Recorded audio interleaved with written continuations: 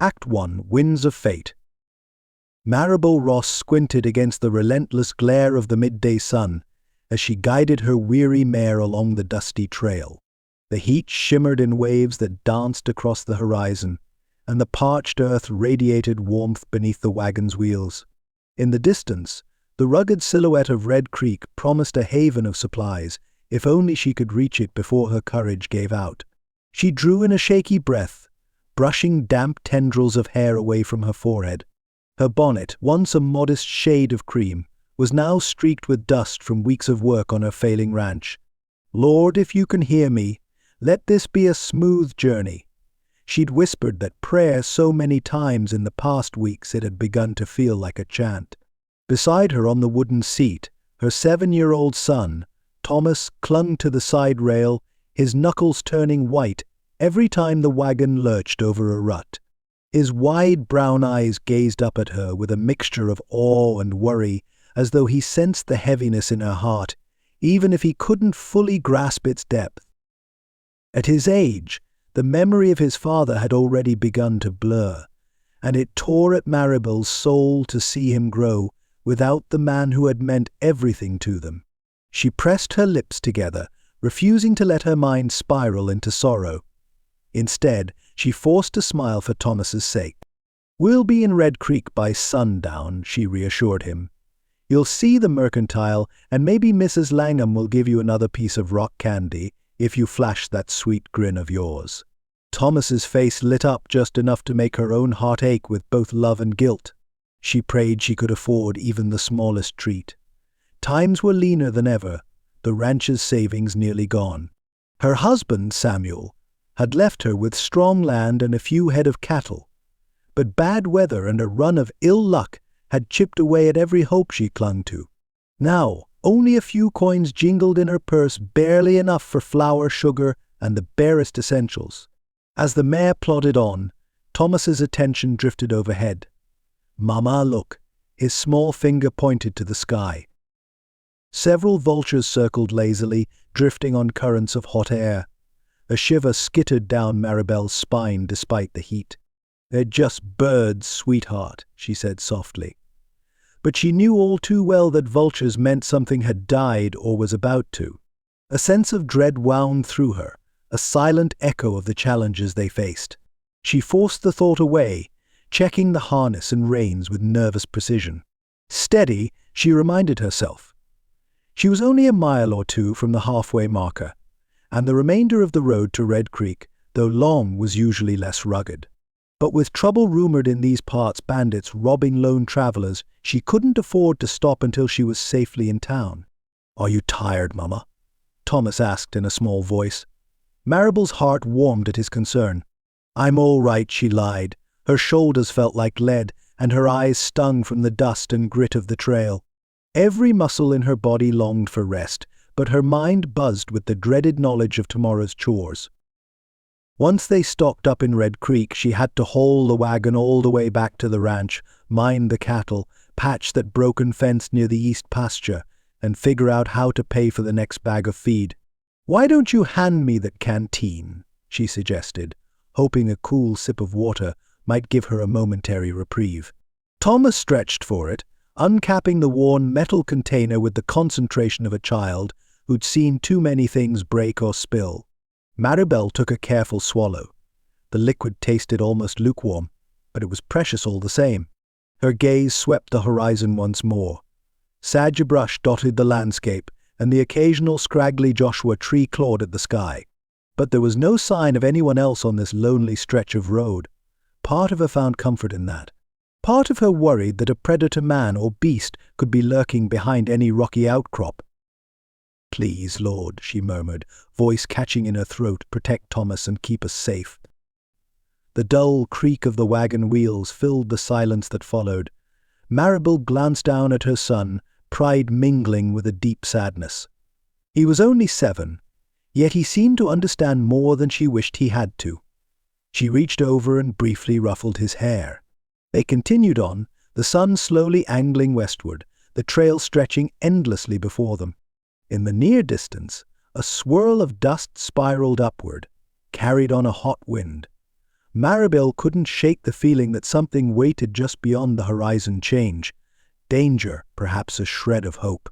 She inhaled once, steadying herself. No matter what trials loomed, she had her faith, her son, and a determination stronger than the desert sun bearing down on their backs. If there was a way forward, she would find it.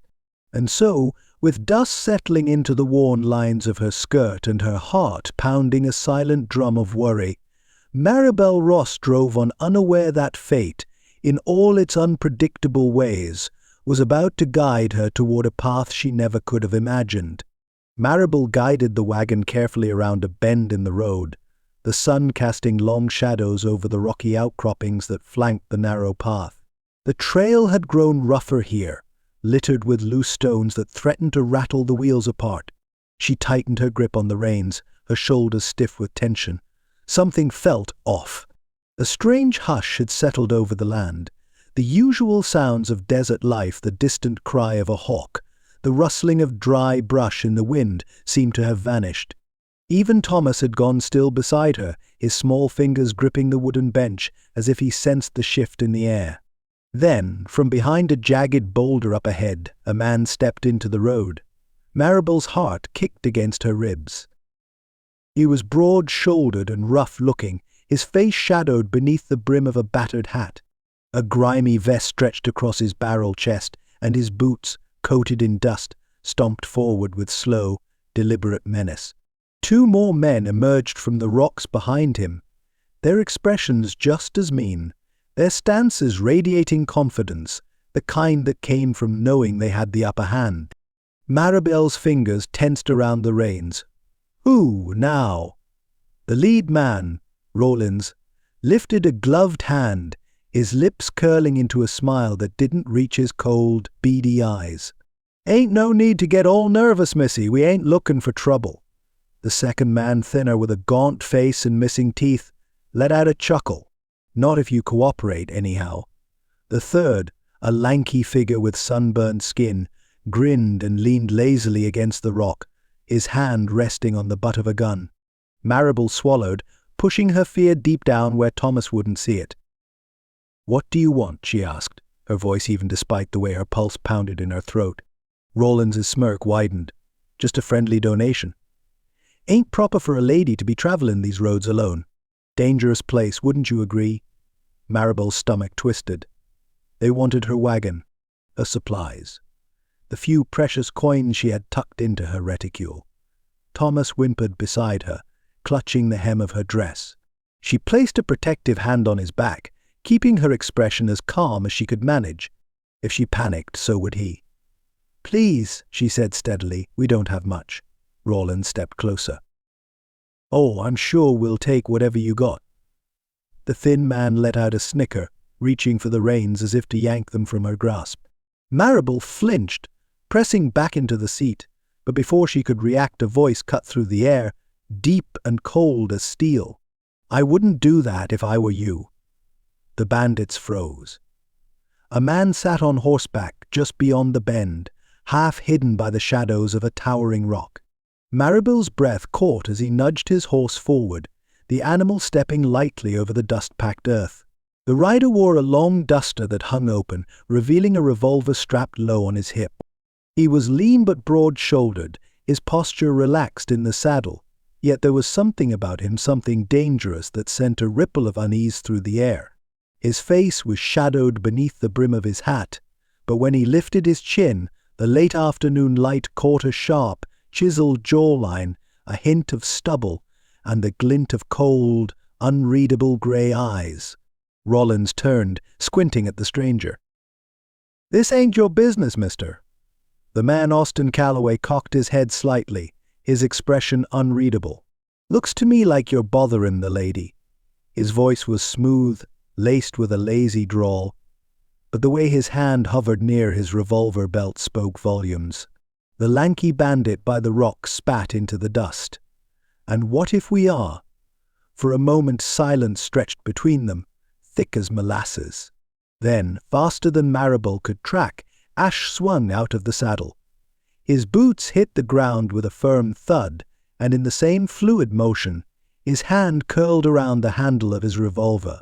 Roland stiffened, his own fingers twitching toward his gun belt. "I wouldn't," Ash murmured. His stance was easy, relaxed.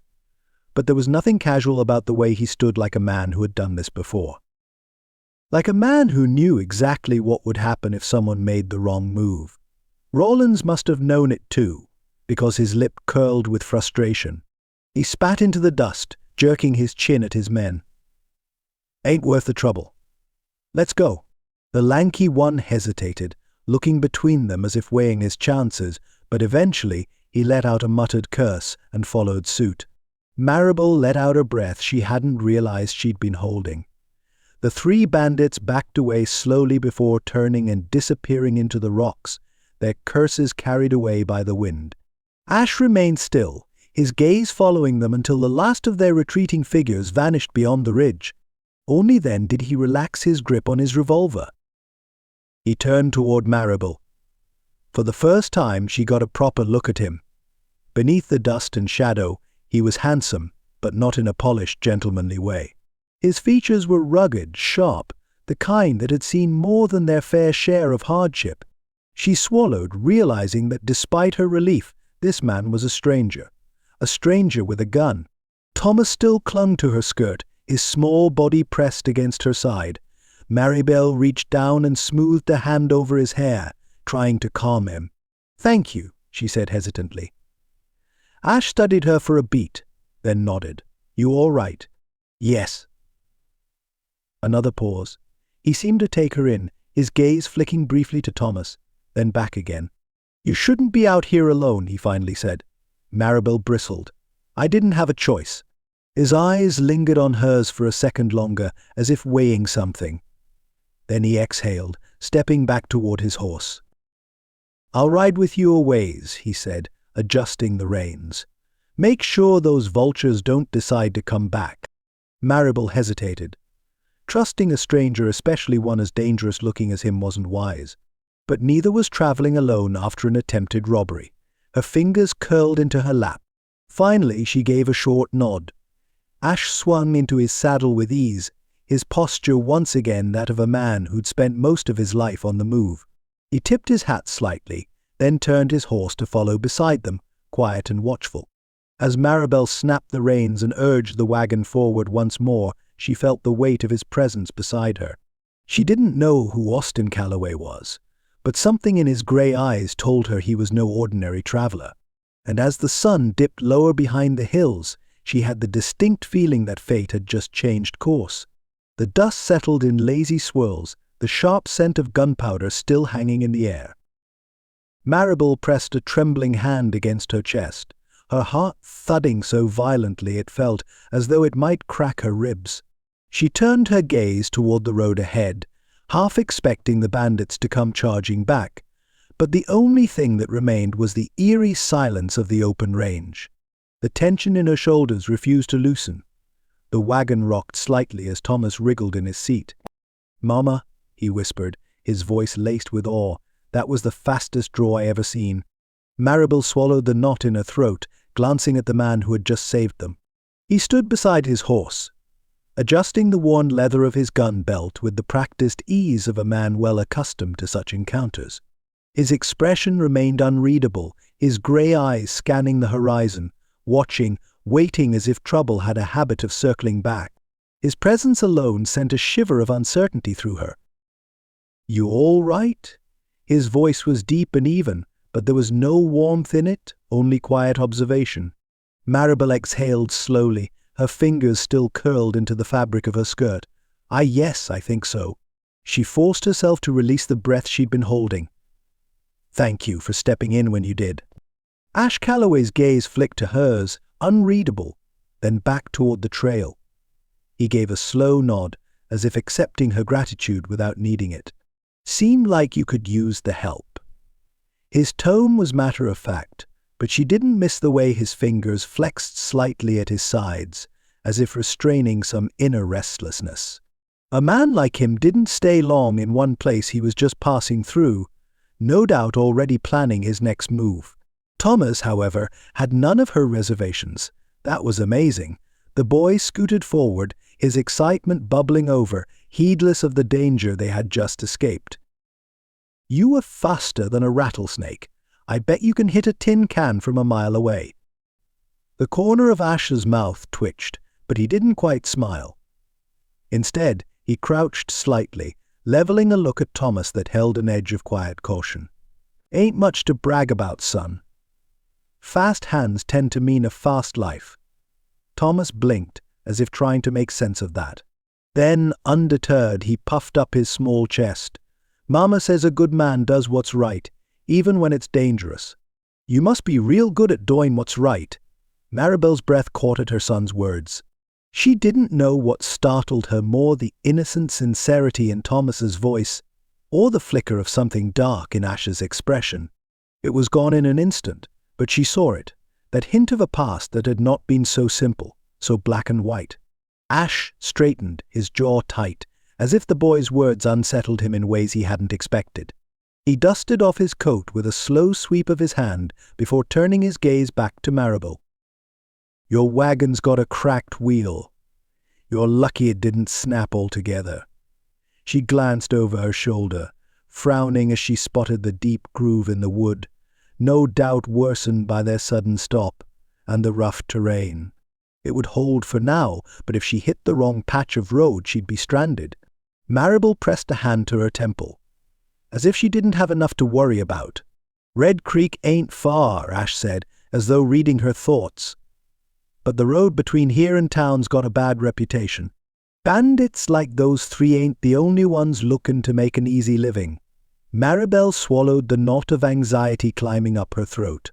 She knew the rumors, had heard the hushed conversations among the townsfolk about travelers being waylaid. She'd ignored them, thinking she had little choice. Ash exhaled, glancing at the fading light. "I'll ride with you a ways," Maribel blinked. "You don't have to do that," she said carefully. His grey eyes met hers again, steady, unwavering. "I know." A slow ripple of hesitation moved through her. She should say no. She didn't know this man. He was dangerous, maybe not to her and Thomas, but in the way that any man who lived by his gun was dangerous. He carried an air of quiet authority, a controlled stillness that unsettled her. But Thomas, oblivious to his mother's unease, grinned from ear to ear.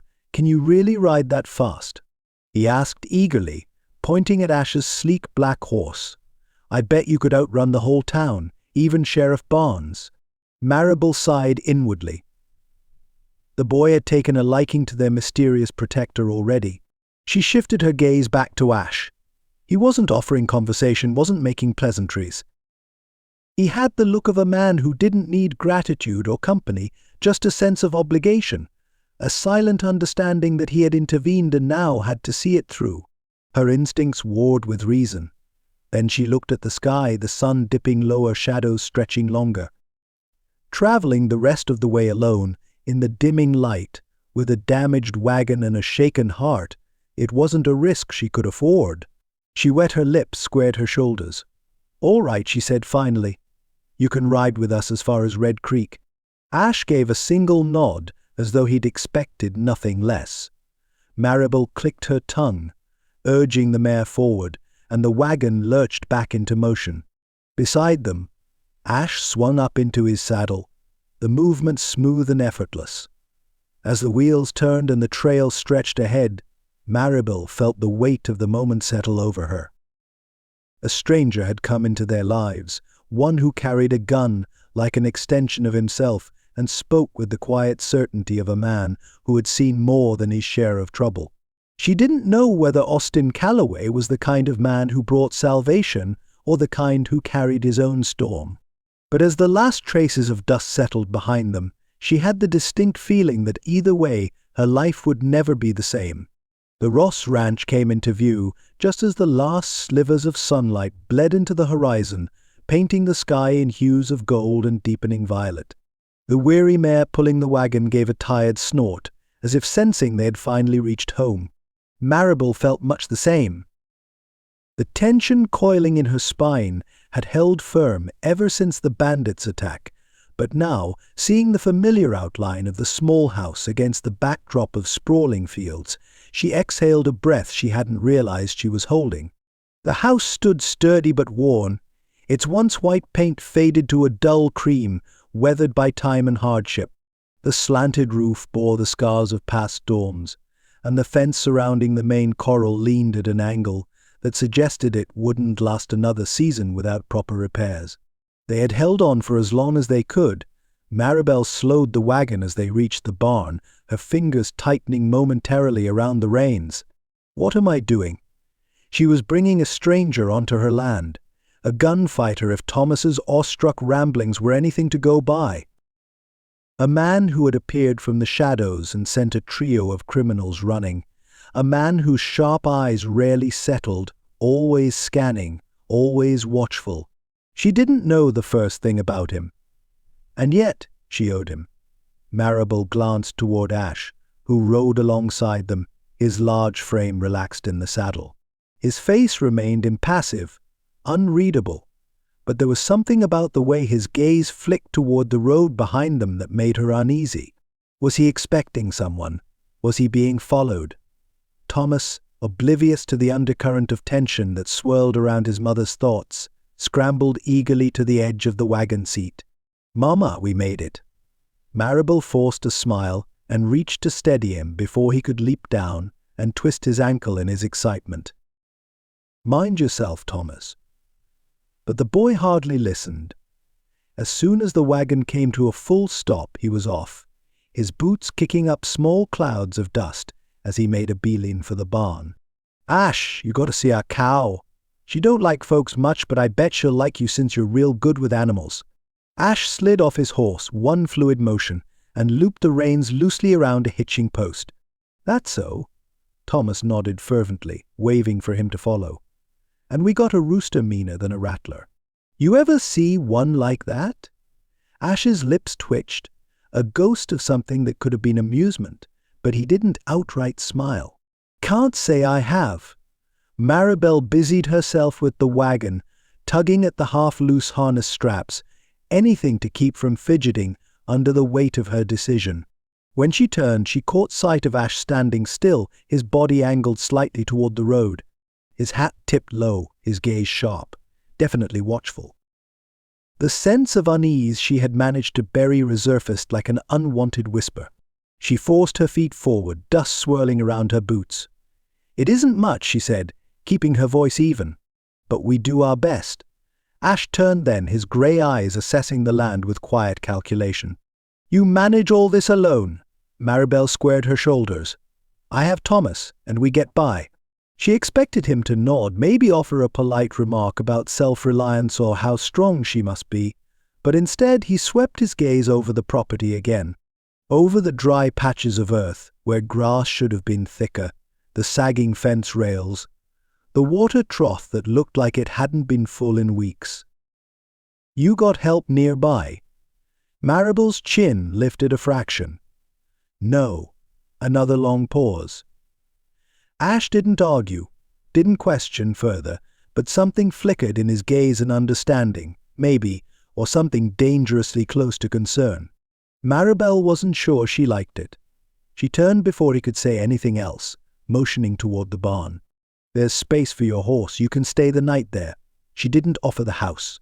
Not that it would have been proper, but she also wasn't fool enough to let him close enough to lull her into false security. She needed space to think, to weigh the risks of allowing this man, this gunfighter, even temporary refuge on her land. Ash didn't protest. "Barn'll do fine," he said simply. Thomas reappeared at the doorway, his grin wide, his enthusiasm endless. "Mama, Ash is going to stay with us, right? Maybe he can help fix the fence, or the well." Or Maribel placed a hand on his small shoulder, stilling him. "Just for tonight." Thomas pouted, but his excitement didn't wane. He grabbed Ash's sleeve, tugging eagerly. "Simon, you gotta see the barn. It's got bats up in the rafters sometimes, but they don't bite or nothing." Ash let himself be pulled along without much resistance, though his glance toward Maribel held something unreadable. A question unspoken. Maribel avoided it, turning her focus toward unhitching the mare. The moment she was alone, she exhaled, pressing a hand briefly to her forehead. What had she done? She had invited a man, one who had clearly lived by the gun, into her world, into the fragile bubble of safety she had built for Thomas and herself. But had she truly had a choice? The bandits had proved how vulnerable they were. The cracked fence, the failing well at all, told the same story. She and Thomas were alone, and the world wasn't kind to the weak. Maybe, just maybe, fate had sent Ash Calloway down her path for a reason. Or maybe he was a different kind of trouble altogether. She wouldn't know until morning, and by then, she feared, it might already be too late to turn back. The sky deepened to a dusky shade of violet as Maribel stepped into the kitchen, her body weary from the long day's journey and the lingering tension of the ambush. The house felt quieter than usual, though Thomas's voice still carried from the barn, where he was no doubt pestering Ash with 100 eager questions. She let out a slow breath and set to work, striking a match and lighting the lantern on the kitchen table. The warm glow flickered against the rough wooden walls, casting shadows in the corners of the modest space she had fought so hard to keep. It wasn't much, just a small, well-loved home, built with the hands of a man now buried in the hard earth beyond the ridge. Samuel had crafted every beam, every nail pounded with love and the promise of a future that had been stolen far too soon. Her throat tightened as she reached for a bundle of dried herbs, crumbling them between her fingers into the pot of simmering broth she'd set on the stove earlier that afternoon. The scent of sage and thyme filled the room, mingling with the faint aroma of bread she had baked 2 mornings past. A simple meal, but a warm one. Her thoughts turned to the man in her barn. Who was he, truly? She knew only his name, Austin Calloway. And even that might not be the truth. A man who could send 3 outlaws scattering like frightened hens wasn't just an ordinary traveler passing through. He carried himself with too much control, too much certainty, like a man who had learned long ago how to gauge danger before it struck. And yet he hadn't drawn his gun first. She had seen the measured way he had handled himself, the patience behind those storm-grey eyes, as if he had already calculated 10 different outcomes and picked the one with the least bloodshed. That wasn't the way of a reckless killer. It was the way of a man who had lived through things most folks wouldn't dare imagine.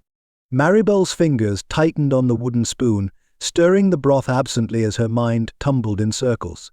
She should be afraid of him. And in some ways she was. But what unsettled her more was the quiet stir of gratitude beneath that fear, the hesitant flicker of curiosity. What had brought him to this place? Where was he running from? And more importantly, what was he running toward?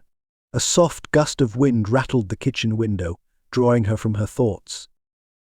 Thomas came bursting through the door, his face flushed with excitement. "Mama, Ash's horse is the prettiest thing I ever saw. Did you know he don't even use spurs much? Says his horse don't need 'em." Maribel smoothed a hand over his tousled hair. "That's so." Thomas nodded eagerly, dropping onto the bench at the table. "Can Ash eat with us?" She stiffened for half a heartbeat before turning toward the back door. Through the small window pane, she could make out the shape of Ash leaning against the barn's post, arms folded across his chest, his face obscured in shadow. He wasn't watching the house, wasn't pacing or impatient, just waiting. For what, she wasn't sure. After a moment's hesitation, she wiped her hands on her apron and pushed open the door. The night air carried the scent of sagebrush and cooling earth. She stepped out onto the porch, arms crossed against the slight chill. "I made supper." Ash turned slightly, enough that she could see the sharp cut of his jaw in the lantern light. "I appreciate it," he said, voice low and even. "But I'll stay out here." A small flicker of relief settled in her chest. Not that she distrusted him entirely, but there was a certain comfort in knowing that the man was keeping his distance of his own accord. Still, hospitality was hospitality. "You sure?" she asked, leaning against the railing. "It's just stew and old bread, but it's warm." Ash's mouth quirked at the corner, a hint of something almost like amusement. "I've eaten worse." Maribel studied him for a moment, the way he stood so still, his shoulders loose but his gaze never quite at ease. No man looked at the horizon like that unless he was expecting someone to come out of it. She exhaled through her nose. "I'll bring you a plate." His expression flickered, something unreadable in his eyes, but he nodded once. "Obliged." Maribel turned back toward the house, her pulse uneasy, her mind heavy with questions she wasn't sure she wanted answered. One thing was certain: this man was trouble. And heaven help her, trouble had just found its way onto her land. The night stretched quiet and endless over the Ross Ranch, a deep indigo sky dusted with stars. A cool breeze whispered through the dry grass, carrying the scent of sage and earth, the kind of night where a person might almost believe the world was at peace. Maribel knew better. Standing barefoot just outside the kitchen door, she wrapped her shawl tighter around her shoulders and let her gaze drift toward the barn.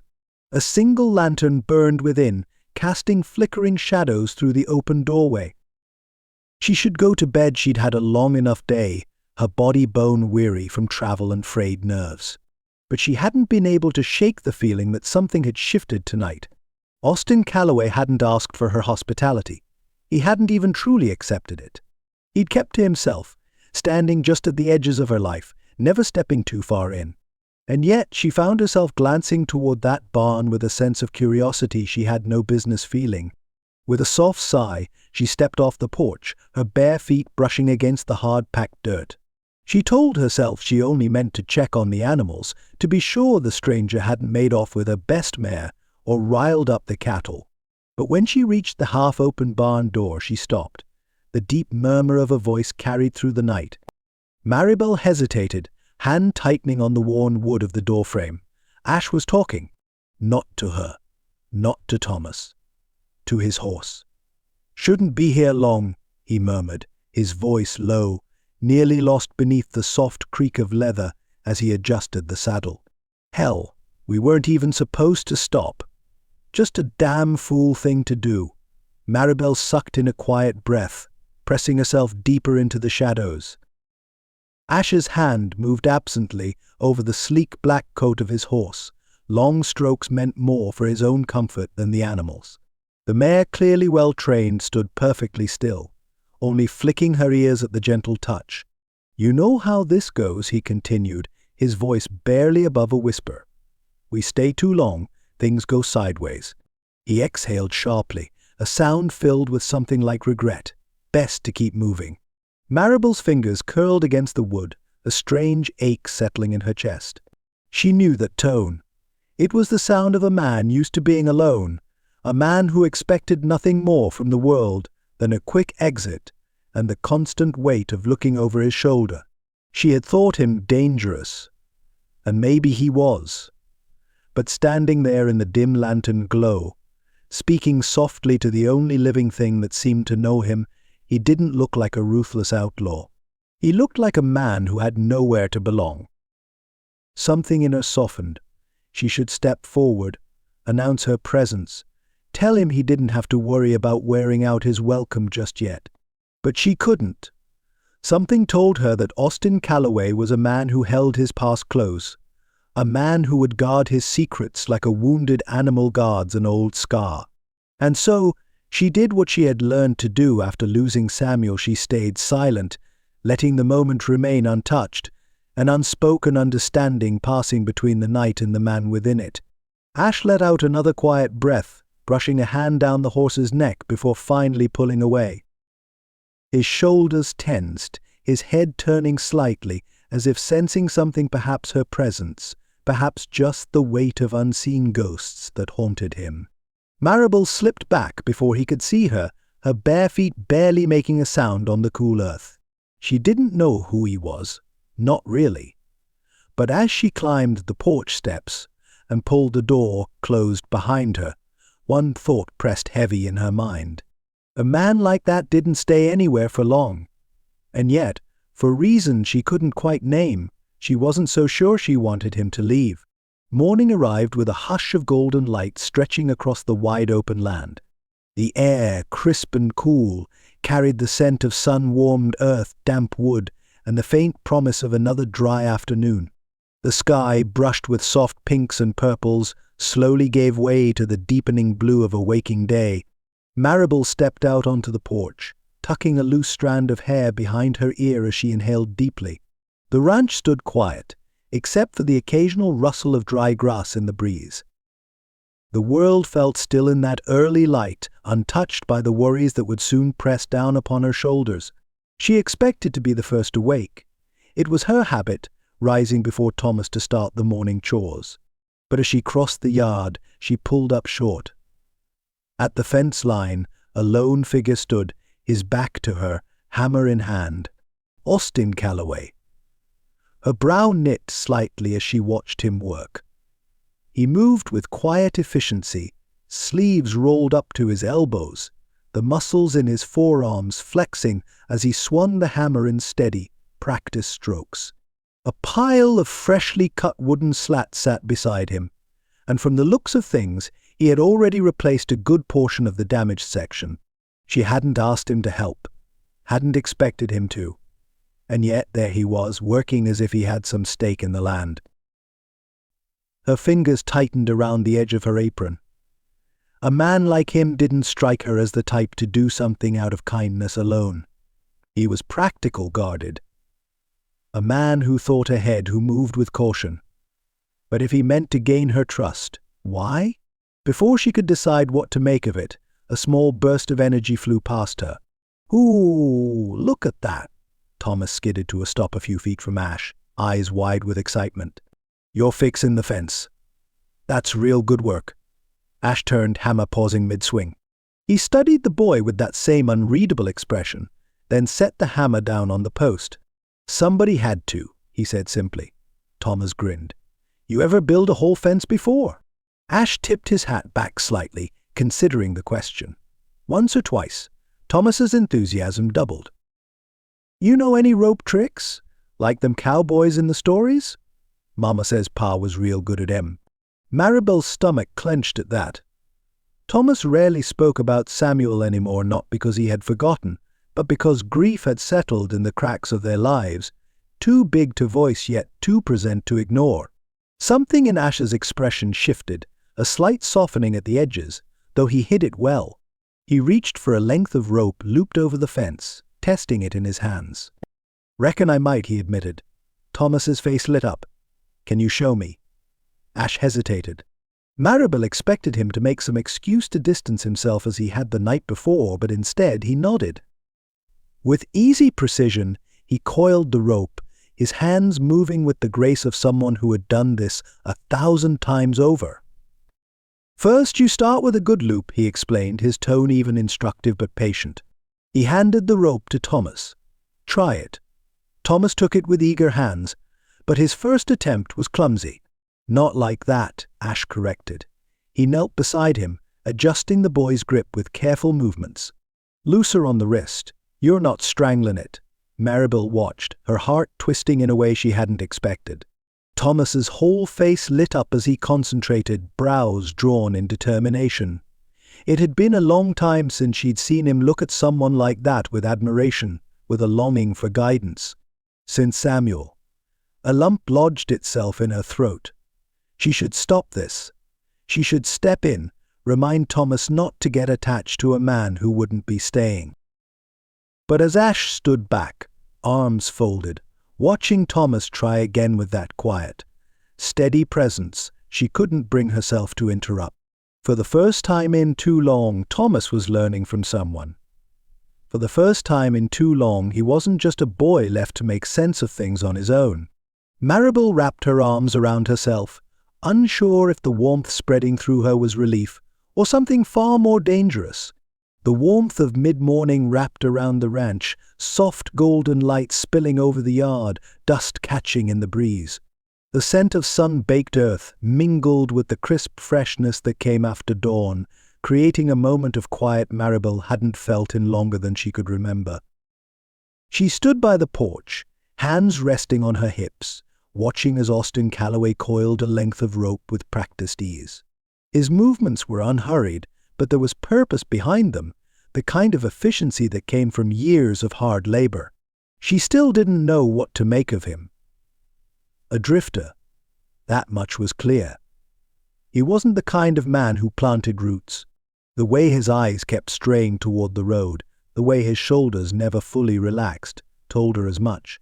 Yet here he was, mending her fence, brushing down her horses, lending a hand without being asked. It unsettled her. Men didn't do things without expecting something in return. Maribel wiped her palms on the front of her apron. "You're handy to have around," she said at last. Ash looped the rope over a post, turning just enough to meet her gaze. "Reckon I had to be." She frowned. "Had to?" He leaned against the fence, arms folding over his chest. "Been drifting a long time. Learned early that a man who can't pull his weight don't last long." The words were simple, but something unspoken stretched between them, an edge of truth that carried more weight than he likely intended. Maribel studied him for a moment, the morning sun catching in his dark hair, highlighting the faint lines at the corners of his eyes. He was younger than she'd first thought, but there was a weariness to him, a burden carried in silence. He didn't just keep moving. He couldn't stay. "Where are you headed?" she asked. His gaze drifted toward the distant hills. He haven't figured that part out yet. The quiet between them stretched, not uncomfortable, but something close to it. Maribel wasn't sure what made her say it. Maybe gratitude, maybe something else entirely, but the words slipped out before she could think better of them. "You ought to come inside. Eat something proper." Ash's head turned, surprise flickering in his expression. She had been careful to keep her distance, offering him a place in the barn, keeping the boundaries clear. And yet, here she was, inviting him in. She felt Thomas's presence before she saw him, the boy peeking around the barn door, eyes hopeful. "You should, Ash," Thomas said brightly. "Mama makes the best biscuits, 'cept sometimes they're real hard and I gotta soak him first." Maribel shot him a look. "Thomas." "What? It's true." A sound rumbled low in Ash's chest, not quite a laugh, but close enough to startle her. Maribel swallowed, waiting for his answer, suddenly uncertain of why she had extended the offer. He could refuse. He probably should refuse. Instead, he straightened, adjusting his hat. "Don't want to put you out. You won't." The words left her too quickly. She cleared her throat, pressing her fingers into her apron. "You help me. It's only right." Ash held her gaze for a long moment, then gave a small nod. "All right."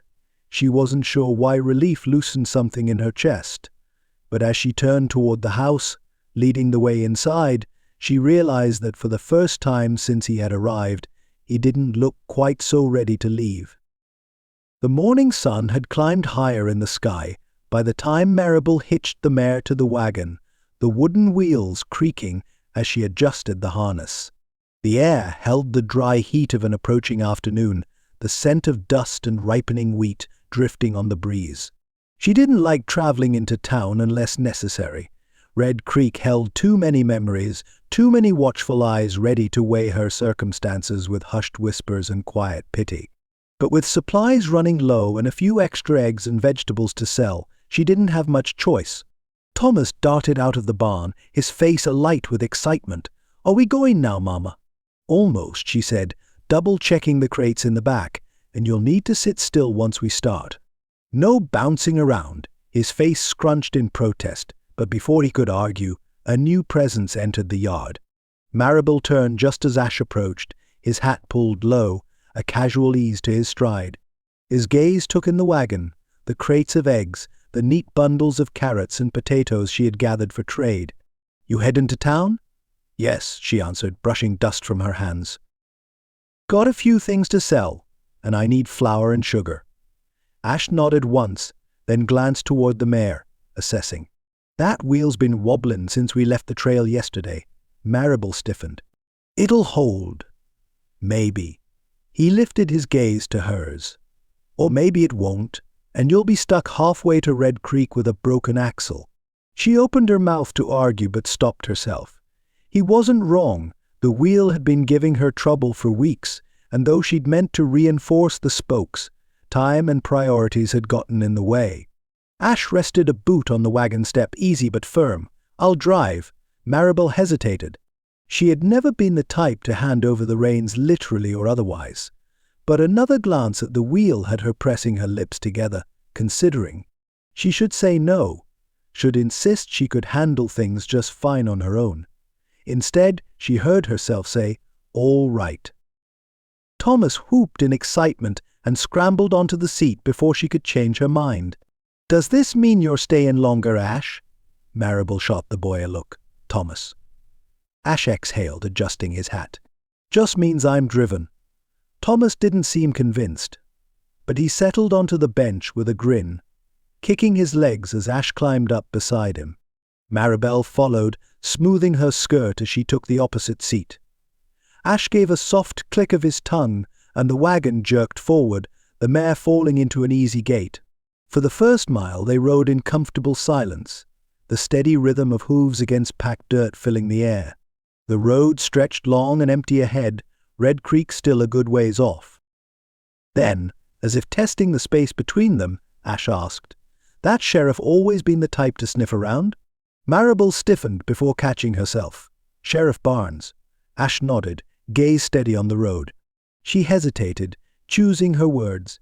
"He's always kept order, but yes, he likes to keep an eye on things." Ash gave a non-committal grunt. Seems like the kind of man who don't let much slide. Maribel studied him, wondering how much he had seen in town during their last trip, how much he already knew without her saying a word. He wasn't a man who spoke without reason. "Does that worry you?" she asked. His hands remained loose on the reins, his posture relaxed, but there was something beneath the quiet, something watchful. A man learns to keep track of folks like him, that's all. She considered that, then let it lie. Instead, she shifted the conversation. "Thomas seems to have taken a liking to you." Ash exhaled, shaking his head. "Boy's got no sense." Maribel arched a brow. "Because he likes you? Because he thinks I'm something I ain't?" The words settled between them, thick with meaning. Maribel didn't push. Instead, she glanced toward her son, who was happily counting fence posts as they passed, his small hands tapping against the seat in time with the horse's steps. "You're good with him," she admitted after a moment. Ash shrugged. "Ain't hard. Just gotta listen." Something about the simplicity of the statement warmed her, though she couldn't say why. They reached Red Creek, just as the heat of the day settled in, the buildings lining the main street standing tall and dust-covered, the scent of fresh-baked bread from the mercantile mingling with the heavier, sharper smells of horses and sun-warmed leather. Ash guided the wagon to a stop near the general store, his movements easy and unhurried. He climbed down first, offering a hand to help Maribel down. She hesitated only a fraction before accepting. His palm was warm, calloused, steady. For the briefest second, she let herself lean into it. Then she pulled away, straightening her skirts. Ash didn't say anything, but his gaze lingered just a moment longer than it should have. Maribel swallowed, then turned toward the mercantile, reminding herself of all the reasons she needed to keep her distance. But as she walked beside him, their steps falling into a rhythm, she couldn't quite shake the thought that, for the first time in a long while, she wasn't walking alone. The town of Red Creek bustled with mid-morning activity, the dusty main street lined with merchants hawking their wares, cowhands sauntering in and out of the saloon, and wagons rattling over the dry packed earth. The heat had settled early, pressing down like a thick wool blanket, stirring up the scent of horse sweat, leather, and fresh baked bread from the mercantile. Maribel guided Thomas toward the general store, her basket filled with eggs and bundled vegetables for trade. Every step felt lighter than the last, knowing she'd have enough coin to buy flour, sugar, and maybe even a slab of salt pork if the prices hadn't risen again. She cast a glance toward the wagon, where Ash lingered near the hitching post, adjusting the reins.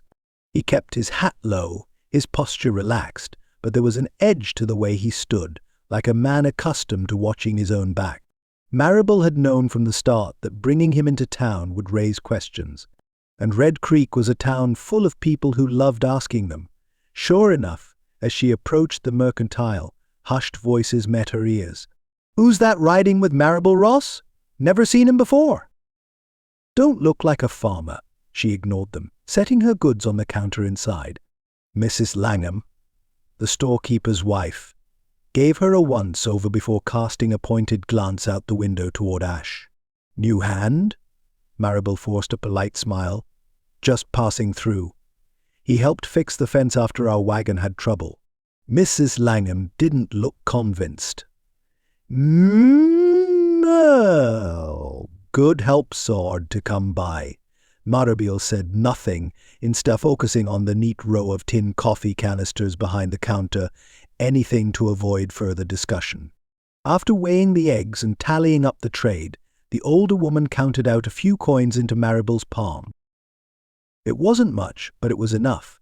She let out a slow breath, tucking the money into her apron pocket. Thomas bounced on his heels beside her. "Can we get the peppermint sticks, Mama?" Maribel hesitated, but before she could refuse, Mrs. Langham chuckled and tossed one into the basket. "On the house. That boy of yours is growing like a weed." Thomas beamed. Maribel's chest tightened with gratitude. "Thank you." They stepped back onto the boardwalk, just as a shadow loomed over them. "Mrs. Ross." Maribel tensed. "Sheriff Barnes." The lawman stood with his thumbs hooked in his belt, his expression unreadable but his gaze sharp as he studied her, then let his eyes drift toward Osh by the wagon. "You bring yourself a hired man?" Maribel forced a calm tone. "No, just a traveler who lent a hand when we needed it." Barnes made a non-committal sound, shifting his weight as he studied Ash, who had yet to acknowledge the conversation but had no doubt heard every word. "Ain't seen him before," Barnes said, voice level but laced with something that put Maribel on edge. Ash finally turned, his face unreadable under the brim of his hat. Barnes held his gaze, waiting. Ash met it, silent. Maribel's pulse ticked up a notch. Barnes had a way of making a man feel like he was already guilty of something. After a long pause, Ash spoke. "Didn't realize passing through was a crime." Maribel nearly groaned. Barnes's mustache twitched. "Depends on the passerby." Silence stretched thick between them. Ash didn't break eye contact. "I'll keep that in mind." Barnes let the moment hang before shifting his focus back to Maribel. "You need anything, you come to me." It wasn't a suggestion. Maribel nodded, though her jaw was tight. "Of course." With a slow glance back toward Ash, Barnes tipped his hat and strolled away, stopping only to exchange a word with a deputy who had been watching the exchange. Maribel turned to Ash, lowering her voice. "You trying to make trouble?"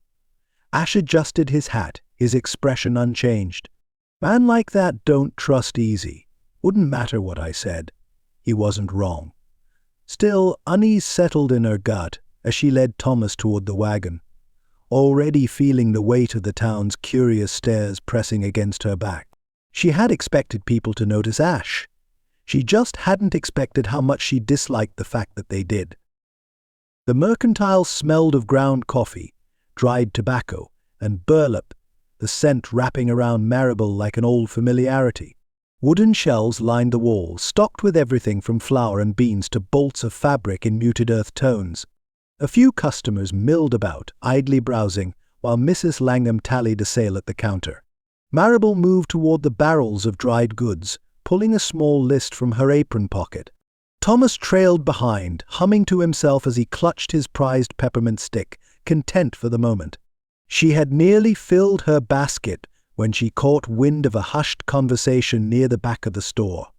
"Sheriff says he's close by," one voice said, words edged with curiosity and just a hint of excitement. "Close? You sure?" someone else asked. A pause. "Was a sighting near Carson's Bluff not 2 days back. Man matches the description on the wanted poster." Maribel forced herself to keep measuring the dry beans, but her heartbeat picked up, her fingers gripping the small metal scoop a little tighter. She didn't need to turn around to know exactly what they were talking about. "Austin Calloway," the first voice continued. "Gunman. Wanted for robbery and worse." A quiet ripple of unease ran through the shop, as if the very mention of the name carried weight. Maribel's stomach twisted. She dared a glance toward the storefront, where Ash had lingered by the wagon moments before. He was gone. Then, as if pulled by fate itself, the wooden door swung open.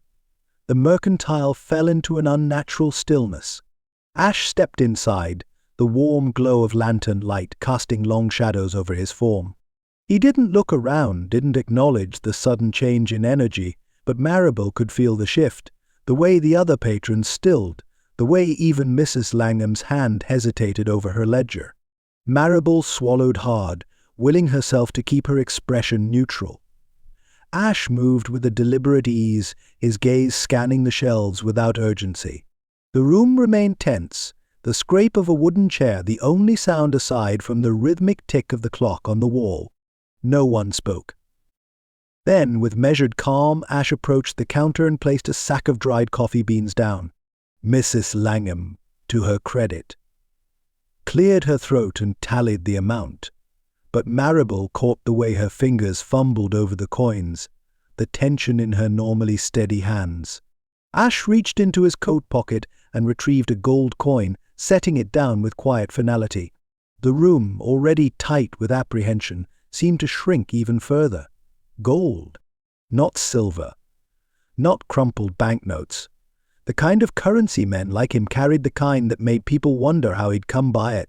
Maribel forced herself to release the breath she hadn't realized she was holding. He doesn't act like a criminal. The thought came unbidden, but even as it settled in her mind, doubt crept in along the edges. How well did she know him? A week ago he'd been a stranger.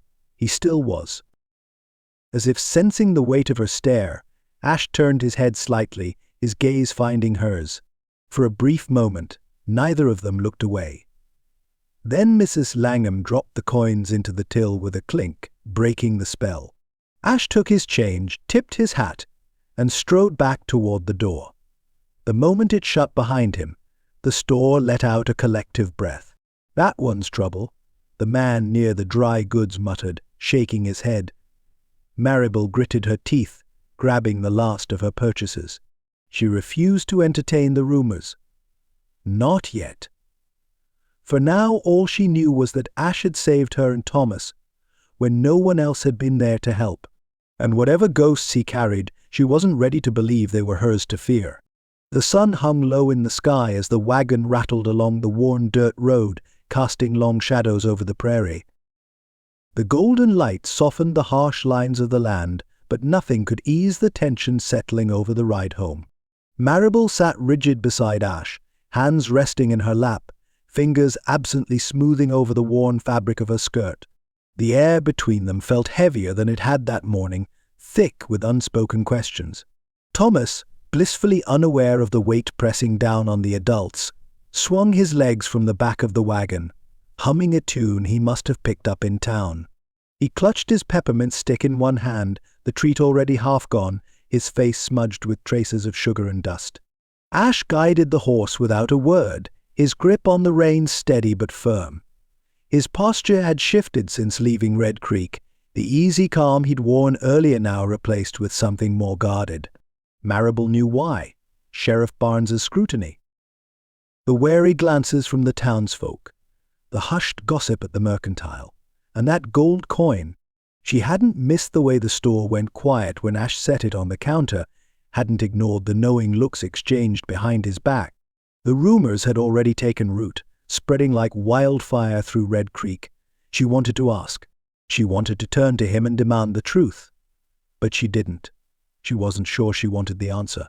Instead, she pulled in a breath, watching the dry grass ripple in the wind as the ranch finally came into view. "You were quiet in town," she said, keeping her voice even. Ash didn't look at her.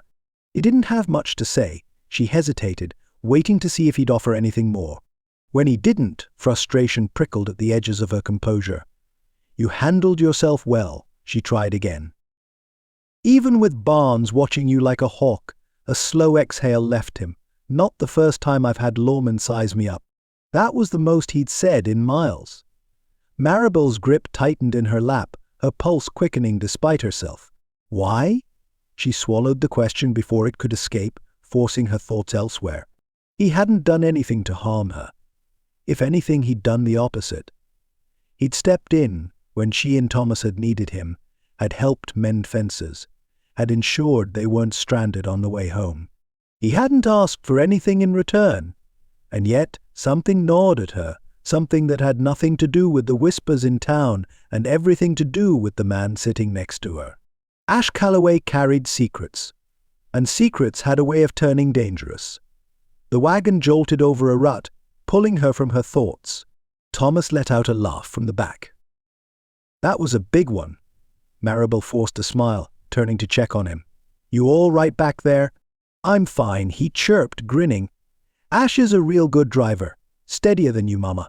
Ash let out a low sound, something close to amusement, but not quite. Maribel arched a brow. "Oh, and here I thought I was a fine driver." Thomas wrinkled his nose. "Yeah, but you hit all the bumps." Maribel scoffed, shaking her head. "I'll remember that next time you want to ride to town." Thomas giggled, and for the first time since leaving Red Creek, some of the tension eased. Ash glanced toward her then, just for a moment, his expression unreadable. The ranch came into view as they rounded the last bend, the worn barn and sagging fence familiar and comforting despite everything weighing on her mind. Ash pulled the horse to a stop near the barn, setting the brake before climbing down without a word. Thomas hopped out of the back, running toward the house with his peppermint stick raised like a prize. Maribel stayed seated for a moment, watching Ash as he unloaded a sack of flour and set it down near the porch steps. The urge to speak rose again, to press for answers. Instead, she swallowed hard and reached for the basket at her feet. For now, she'd let it be. For now, she'd hold on to the fragile trust between them, even if it felt like holding on to something made of glass. The fire crackled low in the hearth, its golden glow dancing across the wooden floorboards. The small parlor was quiet save for the occasional pop of burning logs, the warmth stretching into the room like an unspoken comfort. Maribel sat curled in her favorite chair, her hands wrapped around a cup of tea that had long since gone cold. Across from her, Ash leaned against the stone mantel, one boot crossed over the other, arms folded across his chest. His gaze rested on the fire, the shifting light casting hard lines over his features. Thomas had drifted off hours ago, bundled in his bed. The steady rise and fall of his small chest easing some of the tightness in Maribel's heart, but not all of it. The day had been long. Between town and the unease that had followed them home, her mind had been too full, her body too tense to let sleep come easily. Instead, she found herself here, staring into the fire, feeling the weight of the past pressing against her ribs. "I always thought we'd have more time," she said softly. Ash's head lifted, but he didn't speak. He only watched her, waiting. Maribel exhaled slowly, turning the teacup in her hands. Samuel had big dreams for this place. He wanted a well dug deeper, new fencing before the winter. Talked about raising horses instead of cattle. A quiet laugh escaped her, but it held no real humor. Had a whole list of plans, down to the kind of trees we'd plant around the house for shade. Ash remained silent, his attention steady, patient. Maribel set her tea down on the small table beside her, tracing a hand along the armrest. "I wanted those things too. Wanted to build something lasting, something Thomas could take over someday. But now," she swallowed, the words harder to say aloud than she'd expected. "Now I feel like I'm just trying to keep from losing what little we have left." She hadn't meant to say so much, hadn't meant to let the weight of it slip free. But maybe it had been waiting, pressing on her chest, desperate for release. Ash shifted, moving from the mantel to the chair across from her, elbows resting on his knees. "You're doing more than just holding on," he said, voice quiet but firm. "You're still here." Maribel blinked, caught off guard by the certainty in his tone. His grey eyes held hers, steady as the fire between them. Plenty of folks would have given up, sold off what they could, packed up and left. His jaw tightened a fraction. "But you stayed." She let out a breath, shaking her head. "What else was I supposed to do?" "Plenty of things," he said simply. "None of 'em as hard as this." The truth in that settled deep in her chest. She looked at him then, really looked. The way his hands curled loosely together, the lines in his face that spoke of hard years, of a man who'd spent too much time carrying things alone. "You talk like you know something about it," she said softly. Ash held her gaze, but this time it was he who looked away first. His fingers tapped against his knee, as if debating what to say. "I know what it's like to lose something," he admitted, his voice lower now, as if the words cost him something. "To have plans turn to dust in your hands." Maribel's heart pulled at that. The fire crackled again, filling the quiet that stretched between them. She could push for more. Ask what or who he had lost. But instinct told her this wasn't a story he was ready to share. Instead, she settled back against the chair, watching the shadows shift on the walls. "Do you ever think about stopping?" she asked after a while. "About finding a place and just staying?" Ash's lips pressed together, his gaze on the fire. Then, just when she thought he wouldn't answer, he spoke. Some men weren't meant to stay. The words weren't sharp, but they held something final. And yet, she didn't believe him. Not entirely. Because in that moment, sitting across from her, watching the fire burn low, he didn't look like a man eager to leave. He looked like a man who had never been given a reason to stay. And that, she thought, might be the saddest thing of all. Ash stepped out onto the porch, the night stretching wide and endless before him. The ranch lay quiet, the only sounds the soft rustling of dry grass and the occasional creak of the barn settling in the cool air. A breeze carried the scent of earth and sage, familiar and grounding, but it did little to settle the unrest brewing inside him. He rolled his shoulders and started toward the barn, his boots pressing firm against the hardened ground. Each step felt heavier than the last. A place like this had a way of getting under a man's skin. The warmth of a fire, the sound of a boy's laughter, the quiet strength in a woman's voice, things that didn't belong to him, things that never could. His fingers curled into his coat pocket, brushing against the folded edge of paper worn soft from handling. He hesitated, then pulled it free. A wanted poster, edges frayed, ink faded. His own name stared back at him, bold and damning. Wanted for robbery and murder. He exhaled sharply, jaw tightening. The accusation still sat like lead in his gut years later. He could almost hear the judge's voice, could still feel the way the bars had pressed cold against his palms when they locked him in that cell. "You'll hang for this, Calloway." The words weren't true, not in the way they meant them. But truth had never mattered much when a man was already sentenced before he spoke a word in his own defense. He shoved the paper back into his pocket, forcing his grip to loosen before it tore in his hands. He should leave. He'd known it the moment Barnes had fixed him with that calculating stare in town, the way the store went quiet the second he walked in. People had their suspicions, and it wouldn't take much for someone to connect the rumors to him. And yet, his steps slowed as he reached the barn. Leaving meant Thomas would go back to fixing fences alone, would look up at the sunrise without someone to point out the tracks in the dirt or show him how to properly tie a lasso. Leaving meant Maribel would stand on that porch by herself, staring out at land that needed more than one pair of hands to keep running. He had no business thinking that way. He wasn't a man who stayed. But as he stepped inside, running a hand over his horse's strong neck, the old weight of loneliness settled over him, a familiar companion. And for the first time in a long while, it felt heavier than before. Morning settled over the land with a quiet kind of beauty, the sky painted in soft streaks of pink and gold. The cool air carried the scent of damp earth, the promise of another warm day stretching across the open fields.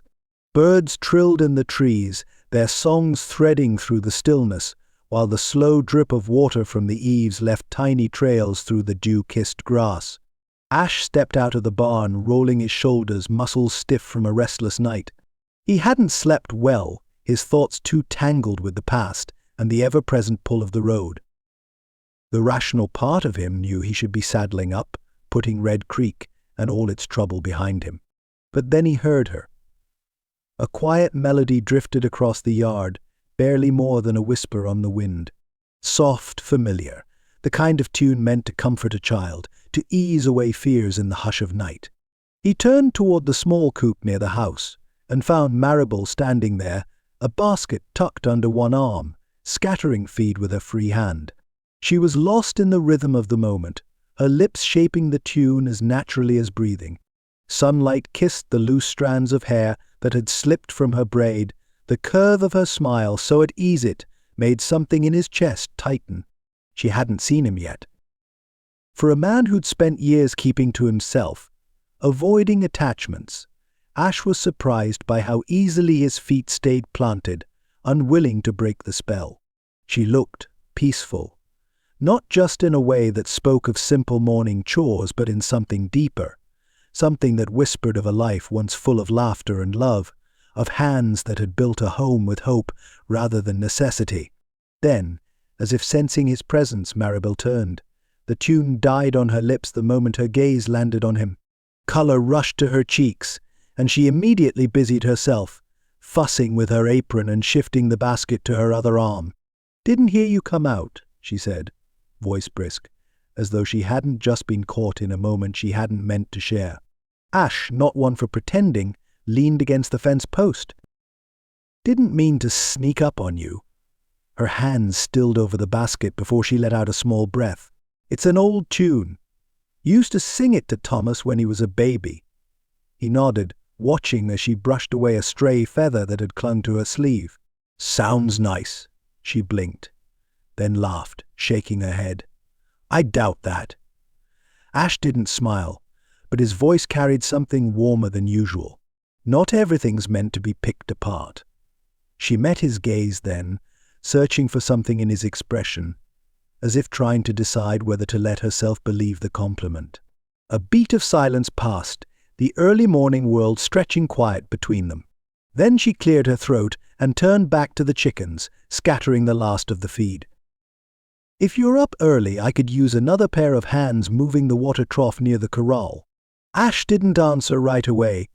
The man he'd been before stepping onto this ranch would have left the conversation there, turned back toward the barn without another word. But instead, he picked up the empty feed sack from where it had fallen and slung it over his shoulder. "I'll help," he said. And just like that, something between them shifted so small it barely registered, yet steady enough to hold its ground. The warmth of the morning deepened as the sun crept higher, casting golden light over the wide stretch of land behind the house.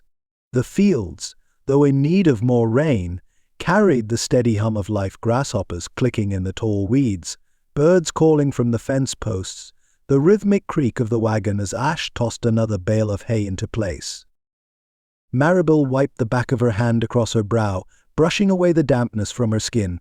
She glanced toward Ash, who worked a few feet away, sleeves rolled up, hands sure as he lifted another bale without a second thought. She had to admit he was efficient. Too efficient for a man who had no business staying in one place. "You stack hay like someone who's done it before," she noted, stepping closer with an armful of fresh-cut twine for the fencing. Ash smirked, adjusting his stance. "You act like it's a hard skill to master." She arched a brow. "It is if you do it wrong." He leaned against the fence post, studying her. "That your way of saying I passed your test." Maribel narrowed her eyes, but the teasing note in his voice made her lips twitch against her will. "Just saying I've seen men make a mess of it," she said, knotting the twine with practiced ease. Thomas darted between them, a hammer in one hand, an extra length of wood in the other. His face was flushed from running, but excitement practically radiated from him. "Look, Mama, I'm helpin' fix the fence like Ash." Ash took the plank from him with a nod of approval. "Looks good," Thomas beamed. "Did I pick the right size?" Ash turned it in his hands, feigning deep consideration before giving a firm nod. "Sure did." "Looks like you got a good eye." The boy puffed up proudly before dashing off to find another task, eager to be part of the work. Maribel shook her head, watching him go. "He's taken to you." Ash's jaw tightened, but something softer flickered in his gaze as he watched the boy. "He's a good kid." Maribel studied him for a moment, sensing more to his words than he was letting on. You don't have children of your own, do you? Ash hesitated, barely long enough to notice, before shaking his head. No. The way he said it made her think there was more to that answer than just the word. She let the silence stretch between them. The only sounds the steady hammering of nails and the rustle of hay shifting in the wagon. Companionship wasn't something she was used to anymore. Working side by side with someone, sharing an easy rhythm, it was something she hadn't realized she missed until now. She stole another glance at him, feeling the pull of something she didn't quite understand. He caught her staring. Maribel turned back to the fence post, tightening the twine before her thoughts wandered too far. Ash went back to stacking hay, but there was something different in the air between them now. A quiet awareness. A new weight to the way they moved around each other, and the unsettling feeling that maybe, just maybe, neither of them minded it as much as they should. The late afternoon sun stretched long and golden over the land, casting a warm glow across the rolling fields. Maribel stood at the crest of the small rise near the barn, looking out over the ranch with fresh eyes. The fence lines, once sagging and broken, now stood strong. The animals moved with more energy, their coats healthier, their movements easy. Even the house, though simple, no longer felt like a burden pressing down on her shoulders. She let out a slow breath, one that carried more relief than she dared admit. The ranch looked whole. And for the first time in a long while, it felt like it could stay that way. Ash stood beside her, one boot propped on the lower rail of the corral fence. His hat tipped low, his gaze steady on the land stretching ahead. "You've done a lot in a short time," she said, her voice soft but sure. His head turned just enough for her to catch the edge of his expression. "You did it." "I just helped." She scoffed lightly. That's one way of putting it. She wasn't one to offer thanks too easily. Too many people had made promises over the years, only to leave her to face the weight of things alone. But Ash wasn't like that. He hadn't promised anything at all. He'd just done fixing the fences, tending to the animals, showing Thomas things a boy should know. And somehow, through it all, he had worked his way into something deeper. Her chest tightened, unfamiliar emotions creeping in where she wasn't sure they belonged. She turned toward him. "I mean it. Thank you." Ash held her gaze for a beat, then gave a small nod. "Feels good to see it common together." Maribel searched his face, looking for something she wasn't sure she'd recognize if she found it. "Why?" His mouth pressed into a thoughtful line before he answered. "Because you ought to have something solid. Something that don't feel like it's slipping away." The words settled deep, and she had to look away for a moment, swallowing against the unexpected warmth rising in her throat. She turned back to the land, to the animals grazing, to the soft breeze stirring the trees near the creek bed. Everything about this moment felt different, as if the world had shifted just enough to let in something new, something that hadn't been there before Ash Calloway rode into her life. She risked another glance at him, wondering not for the first time what would happen if she asked him to stay. But she already knew his answer. Men like Ash never stayed. And yet he wasn't leaving.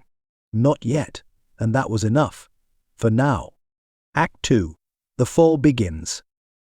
The afternoon sun had begun its slow descent, casting golden streaks across the ranch as Maribel finished tending the small vegetable garden near the house. The heat of the day still clung to the air, though the promise of evening's cool breeze stirred the tall grass along the fence line.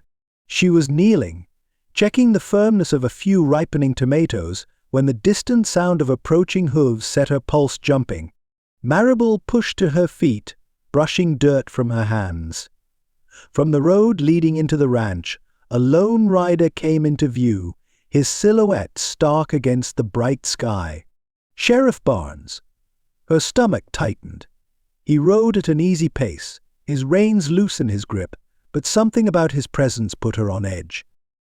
He was a lawman through and through, the kind who measured a person by the set of their shoulders, the weight of their words. He didn't make social calls. He came when there were questions that needed answering. Maribel smoothed her apron as he guided his horse to a stop near the porch. He swung down from the saddle with a practiced ease, giving the place a slow, deliberate once-over before tipping his hat. "Afternoon, Mrs. Ross." She forced a polite smile, though her heart hadn't quite settled. "Sheriff." He dusted his gloves against his thigh, taking his time before speaking again. "Been a good stretch since I rode out this way. Thought I'd check in, see how you and the boy are getting along." Her hands instinctively found the knot at her apron, twisting the fabric between her fingers. "We're managing." Barnes nodded, his sharp gaze flicking toward the barn, the freshly repaired fences, the general sense of order the ranch had gained over the past week. "Looks like it," he said. "Things are looking real well out here." She said nothing, waiting. Barnes let out a slow breath, shifting his stance. "Heard tell there's been some trouble in the county. Robberies, mostly. A few places hit between here and Carson's Bluff." Marable swallowed hard, willing her face to stay neutral. "That's so." "Afraid it is." He let the words settle, his expression unreadable. "Folks are saying there's a man traveling through someone with a reputation." She forced herself to meet his gaze. "And you think he's come through Red Creek?" Barnes studied her for a long moment, as if weighing something unseen. "I think a man matching his description's been spotted," he said finally. "Name's Calloway." Her stomach twisted. She should have seen this coming, the way the townsfolk had stiffened in the mercantile, the way Barnes had measured Ash with those calculating eyes during their last encounter. The name alone felt dangerous, as if speaking it aloud might bring trouble to her doorstep. Maribel lifted her chin. "I don't know anyone by that name." Barnes held her gaze, not quite calling her a liar, but not believing her, either. "You sure about that?" Her pulse pounded, but she kept her voice steady. "I mind my own business, Sheriff." A slow nod. "That's good. A woman alone has to be careful who she trusts." Maribel swallowed against the lump in her throat. "Is there a reason you came out this way?" Barnes took his time answering. He adjusted the brim of his hat, gaze lingering on the barn before sliding back to her. "Just wanted to make sure you weren't put in a position you'd regret." Something in his tone sent a shiver along her spine. A warning. A message wrapped in polite words but edged with something unmistakable.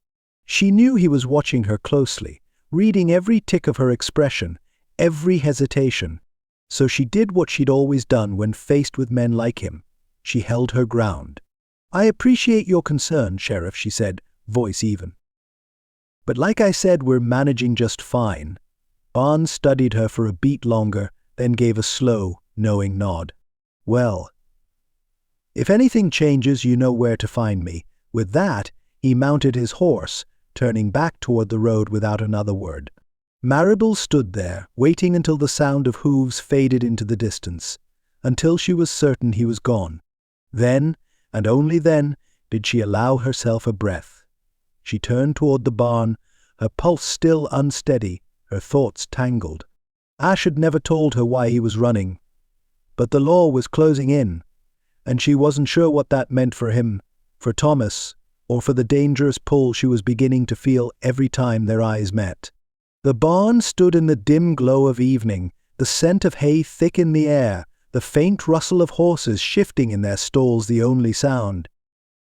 The last streaks of daylight stretched through the open doors, casting long shadows along the wooden planks, but the warmth of the setting sun did little to ease the chill that had settled deep in Maribel's bones. She gripped the doorframe, heart hammering. Ash stood near his horse, tightening the straps on his saddle as if he already knew what was coming. His back was tense, movements too precise. "You lied to me." Her voice came out sharper than she intended, cutting through the stillness like a blade. Ash stilled but didn't turn right away. His hands remained on the leather strap, knuckles white against the worn material. "I never lied." Maribel took a step forward, her pulse slamming in her ears. The sheriff was here. The words tasted bitter. "He says there's an outlaw named Austin Calloway, wanted for robbery, wanted for murder." Finally Ash turned. His expression was unreadable, but something flickered behind his eyes, something wary, something resigned. Maribel's stomach twisted. "So," she continued, her voice shaking now, "tell me, Ash, if that's even your name, what am I supposed to believe?" He let out a slow breath, his gaze never leaving hers. "My name is Austin Calloway." The admission landed like a blow. Maribel felt her hands tighten at her sides, heat rushing to her cheeks. Then the rest of it, the wanted posters, the accusations, it's all true. Ash shook his head. "Not the way Barnes is telling it." She crossed her arms, fighting the ache in her chest. "Then tell me your version." He looked away, jaw tight, as if choosing his words with care. "I was set up." Maribel let out a breathless laugh, more of a scoff. "Of course you were." His mouth pressed into a firm line, and when he spoke again, his voice held an edge of frustration. "I had a partner once. A man I trusted. We worked cattle drives together, made good money. But he had bigger ambitions, wanted to make his fortune fast. One night, after a run, he double-crossed me. Stole the payroll, left a trail leading right to me." His hands clenched at his sides. "By the time I figured it out, the law already had my name written down in ink." Maribel swallowed hard, willing herself not to soften. "And the murder?" Something in his expression shifted, darkened. "I didn't kill that man." "But they think you did." His gaze held hers. "Yeah." Silence stretched between them, heavy and suffocating. Maribel wanted to believe him. She wanted to trust that the man who had worked beside her, who had been patient with Thomas, who had made her feel something she hadn't felt in years, wasn't a criminal. But what if she was wrong? What if Barnes was right? Her breath came quick and shallow. "I have a son, Ash." Her voice wavered, but she pushed on. "I cannot risk bringing danger into his life." Ash's eyes flickered with something unreadable, but he didn't argue. He didn't fight. Maybe he knew there was nothing he could say to change her mind. Or maybe he agreed. Maribel turned away, gripping the doorframe, her throat tight. "You need to go." She heard him inhale, heard the leather of his saddle creak as he shifted. "I never meant to bring trouble here," he said finally, his voice lower now, softer. Maribel squeezed her eyes shut, pressing her lips together. It didn't matter. She had already made up her mind. When she opened her eyes again, the barn felt colder, emptier. Ash was already reaching for his horse's reins, and with every step he took toward leaving, something inside her cracked. The house sat quiet, swallowed in the hush of midnight, the only sound the slow, rhythmic ticking of the clock on the mantel. A single lantern cast a soft glow over the worn wooden table where Maribel sat, her hands clasped tightly in her lap, her mind a tangle of emotions she couldn't unravel. Tears burned behind her eyes, but she refused to let them fall. She had made the right choice. She had to believe that. From where she sat, she could see into Thomas's small bedroom. His blankets had twisted around his legs in sleep, his small chest rising and falling in peaceful rhythm, one hand curled around the edge of his pillow. He looked safe. He was safe. And yet her heart ached with a sorrow she hadn't expected. Her fingers trembled as she pressed them against her temple. The past week played over in her mind, each memory laced with doubt now that she knew the truth. Ash teaching Thomas how to tie a rope, patience in his low voice. Ash lifting fence posts into place, sweat glistening on his brow, never once complaining about the work. Ash sitting across from her at the fire, his face softened by the glow, his words steady, measured words that had made her believe, for just a moment, that she wasn't carrying this burden alone. Had it all been a lie? Had he been laughing at her behind that unreadable expression? She gritted her teeth, frustration burning through her. He had acted like a man she could trust. But if Sheriff Barnes was right, if the accusations held weight, then Ash Calloway had been playing a part. Her stomach twisted painfully. She had let him near Thomas, had let her son admire him. She shoved back from the table, rising so quickly that the chair legs scraped against the floor. Wrapping her arms around herself, she paced toward the window, her breath unsteady. Outside, the barn door stood open. The night stretched long and empty beyond it, moonlight spilling over the yard, bathing everything in silver. And there he was. Ash stood by his horse, securing his saddle, every movement precise and controlled, like a man who had done this too many times to count. Leaving, she swallowed against the lump in her throat. He didn't look toward the house. Didn't hesitate. He just worked. The same way he had fixed fences and stacked hay. The same way he had stepped into her life without asking for a place in it. A hollow ache settled deep in her chest. He was leaving because she had asked him to. Because she had made him. Maribel pressed her forehead against the cool glass, watching as he tightened the cinch on his saddle, his movements slower now, reluctant in a way that didn't match the firm set of his shoulders. For all his distance, for all his guarded nature, she had seen the truth in his eyes when she had told him to go. He hadn't wanted to. And that realization made her hands shake. Her breath hitched, and she pressed a palm against her chest, as if she could steady the uneven rhythm of her heart. Ash paused. For just a moment his shoulders stiffened, as though he could sense her watching. And then, without turning, without offering so much as a farewell, he swung up into the saddle. Maribel's throat burned as he nudged his horse forward, guiding it toward the road leading away from the ranch. He didn't look back. She stood there long after he was gone, long after the sound of hooves faded into the night. Her arms wrapped around her middle, as if that could somehow keep her from unraveling. She had done what was best for Thomas. She had done what was right. Then why did it feel like she had lost something she would never find again? Morning arrived with an eerie stillness. The sky, usually painted in soft golds and pinks, stretched out in muted grey. The air carried a damp chill, heavier than usual, as if the world itself knew something had shifted. Maribel stood on the porch, arms wrapped tightly around herself, staring out at the ranch that had somehow changed overnight. It wasn't the land itself. The fences still stood. The barn still held strong against the wind. The fields stretched out just as they had yesterday. But something was missing. He was missing. She had wanted this. Had told herself it was the only choice. And yet, as she stood there, listening to nothing but the faint rustle of the wind through the grass, she felt abandoned. No, not abandoned. She had been the one to send him away. Her fingers curled against her sleeves.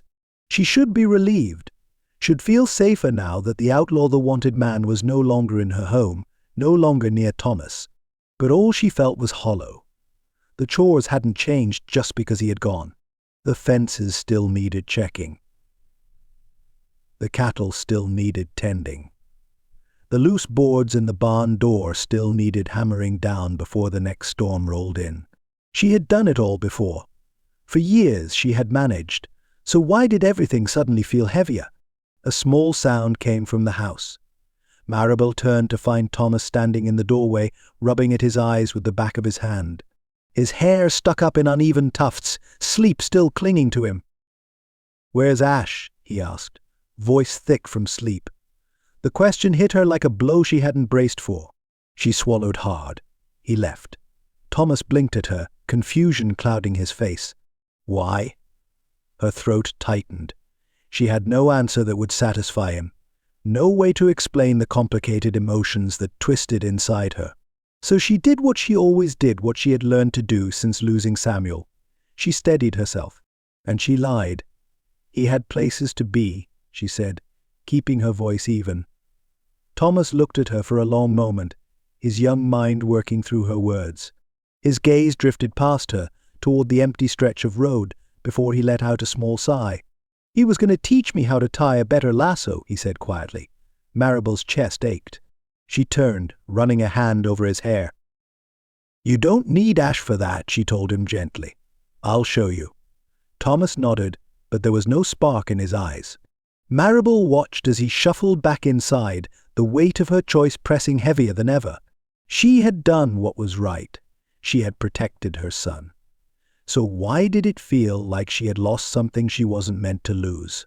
The morning had settled into a heavy silence, the kind that pressed down on Maribel's shoulders, making the air feel thicker than it should. She had been in the barn, dragging a feed sack toward the stall, when the distant sound of approaching hooves sent a cold wave through her. She wiped her hands on her apron and stepped out into the open. eyes narrowing as Sheriff Barnes slowed his horse near the porch. Twice in 2 days. That wasn't a coincidence. Barnes swung down from the saddle with practiced ease, brushing an imaginary speck from his jacket as he took in the property. His gaze lingered on the newly repaired fences, the barn doors now hanging straight, the general order of things. "Morning, Mrs. Ross." His tone was pleasant, but there was nothing friendly about the way he studied her. She forced herself to keep her spine straight, arms loose at her sides. "Sheriff." Barnes stepped forward, letting the reins dangle. "Figured I'd check in on you again." She didn't reply, waiting instead. He exhaled, slow and deliberate. "You know, there's talk going around about Calloway." His eyes locked on hers, sharp and assessing. "Man like that, traveling alone, he doesn't just disappear overnight." Maribel willed her face to remain calm. "I wouldn't know anything about that." Barnes hummed, the sound carrying just enough skepticism to make her stomach tighten. "You sure?" He took another step closer. "Because hiding a wanted man, that's an offense that don't sit well with the law. Could be real bad for anyone caught doing it." The meaning behind his words hit hard, a low pulse of warning that wrapped itself around her ribs and squeezed.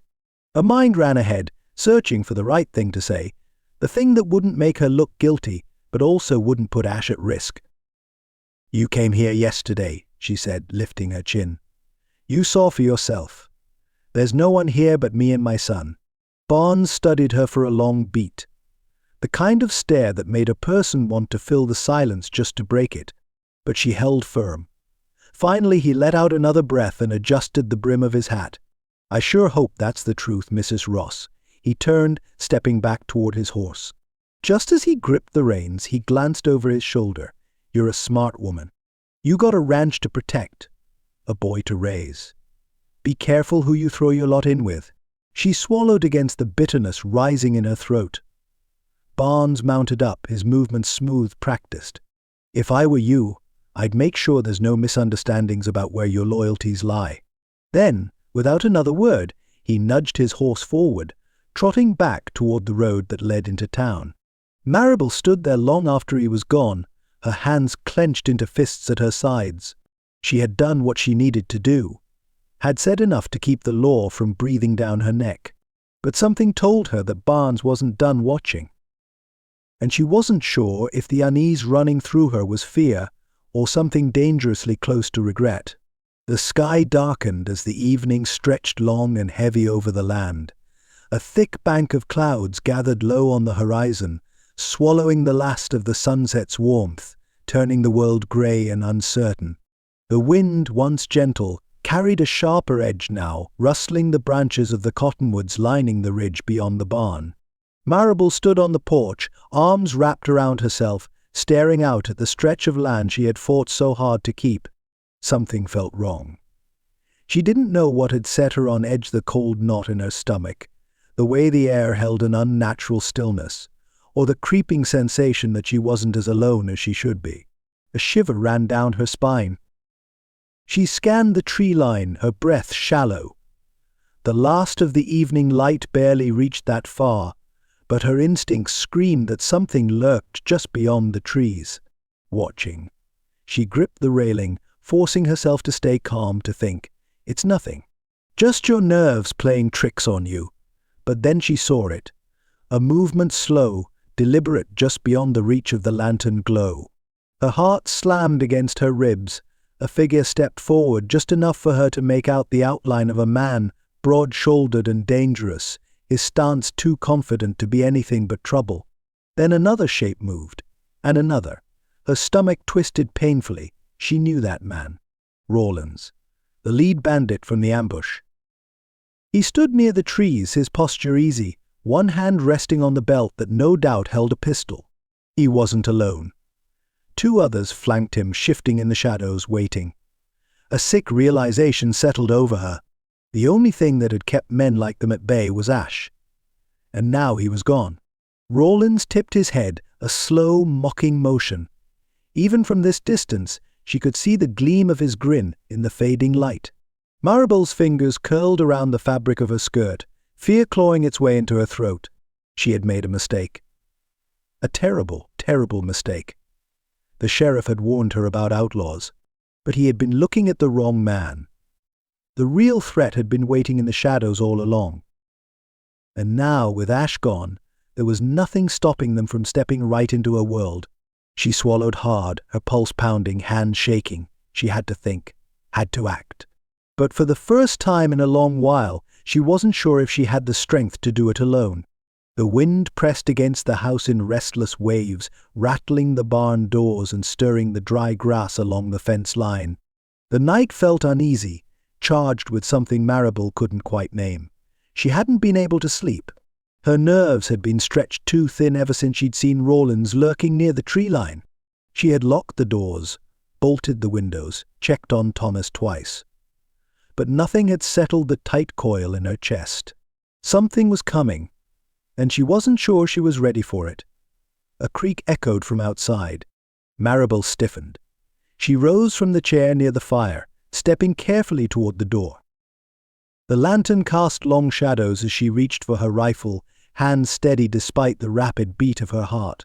Another sound, boots on the porch. She lifted the rifle, pressing her back against the wall.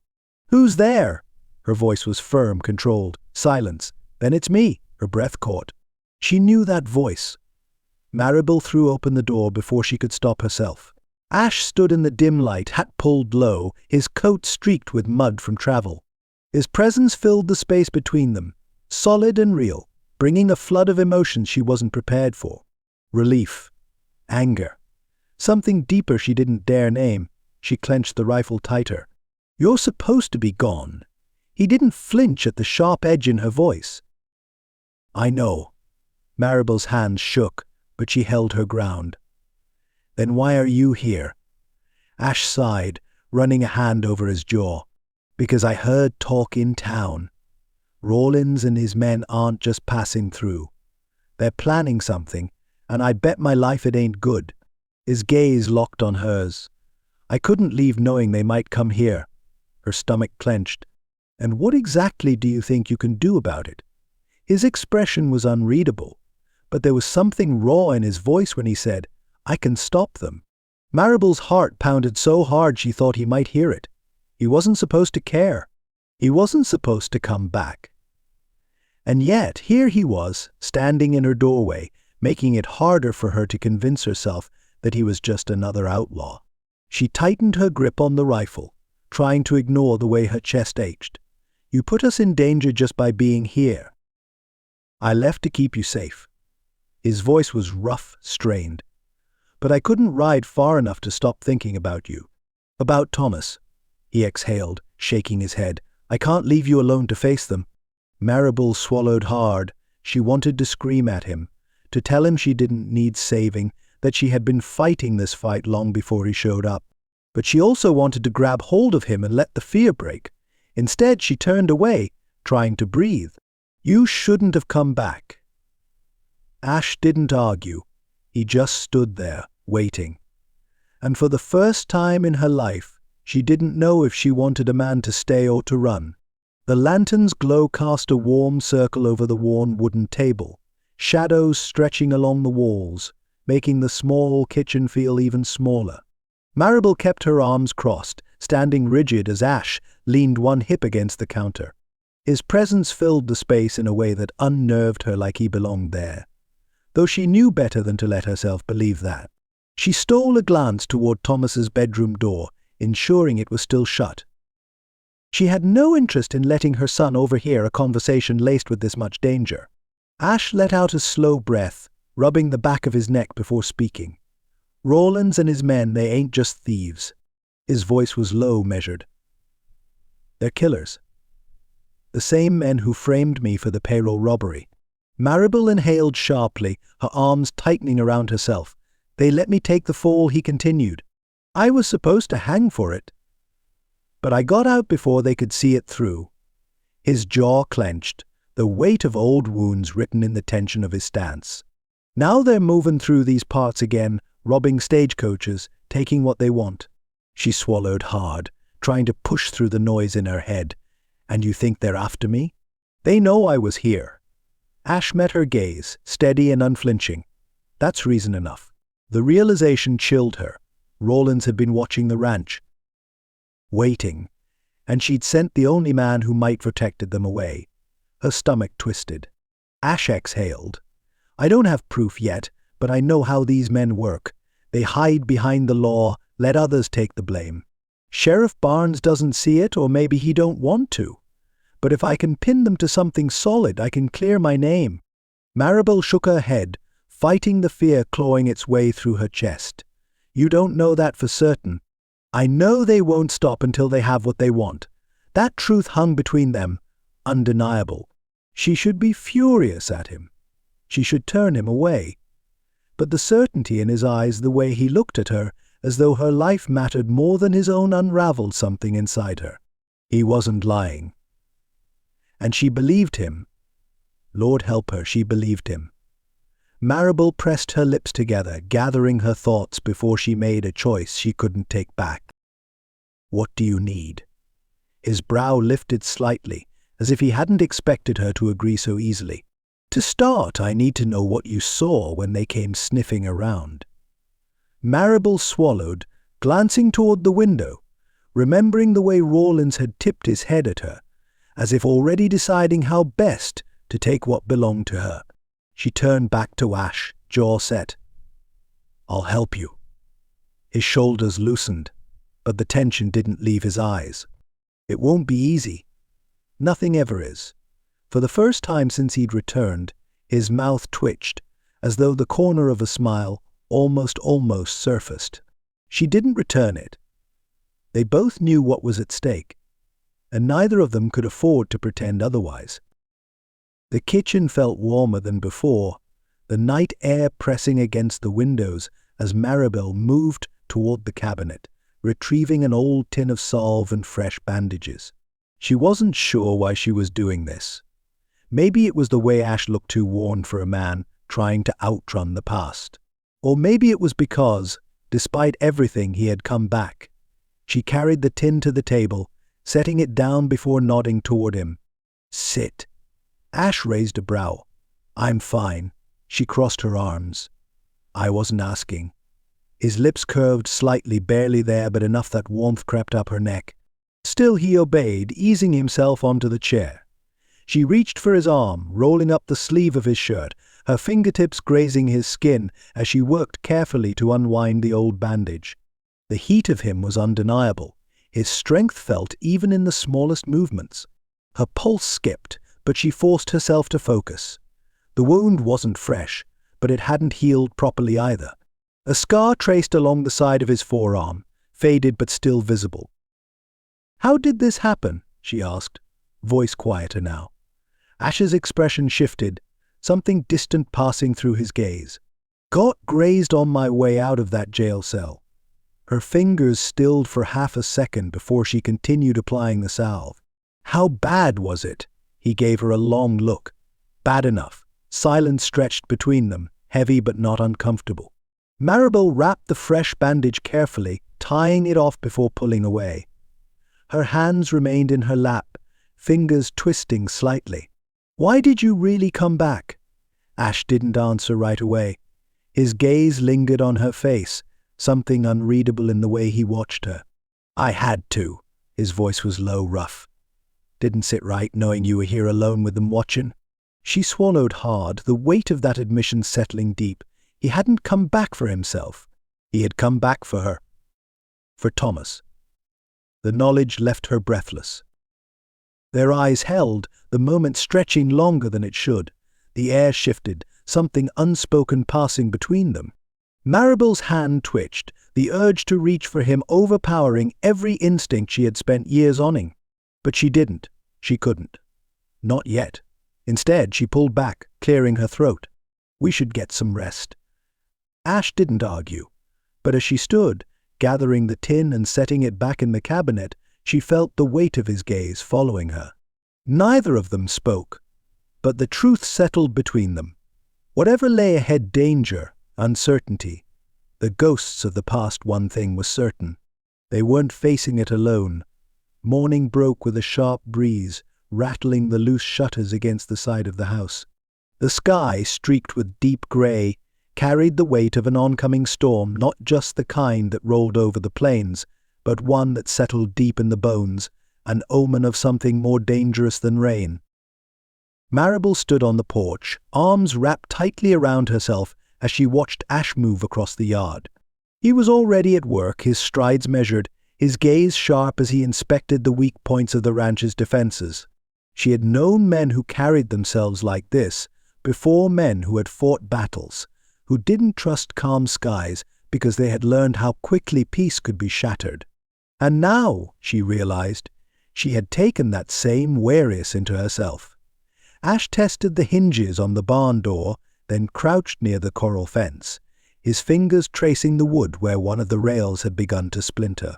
When he straightened, he met her gaze across the yard. "You've got too many open spots," he said, voice firm but not unkind. "That gate won't hold if someone puts real weight against it." Maribel forced herself to push aside the fear curling in her stomach.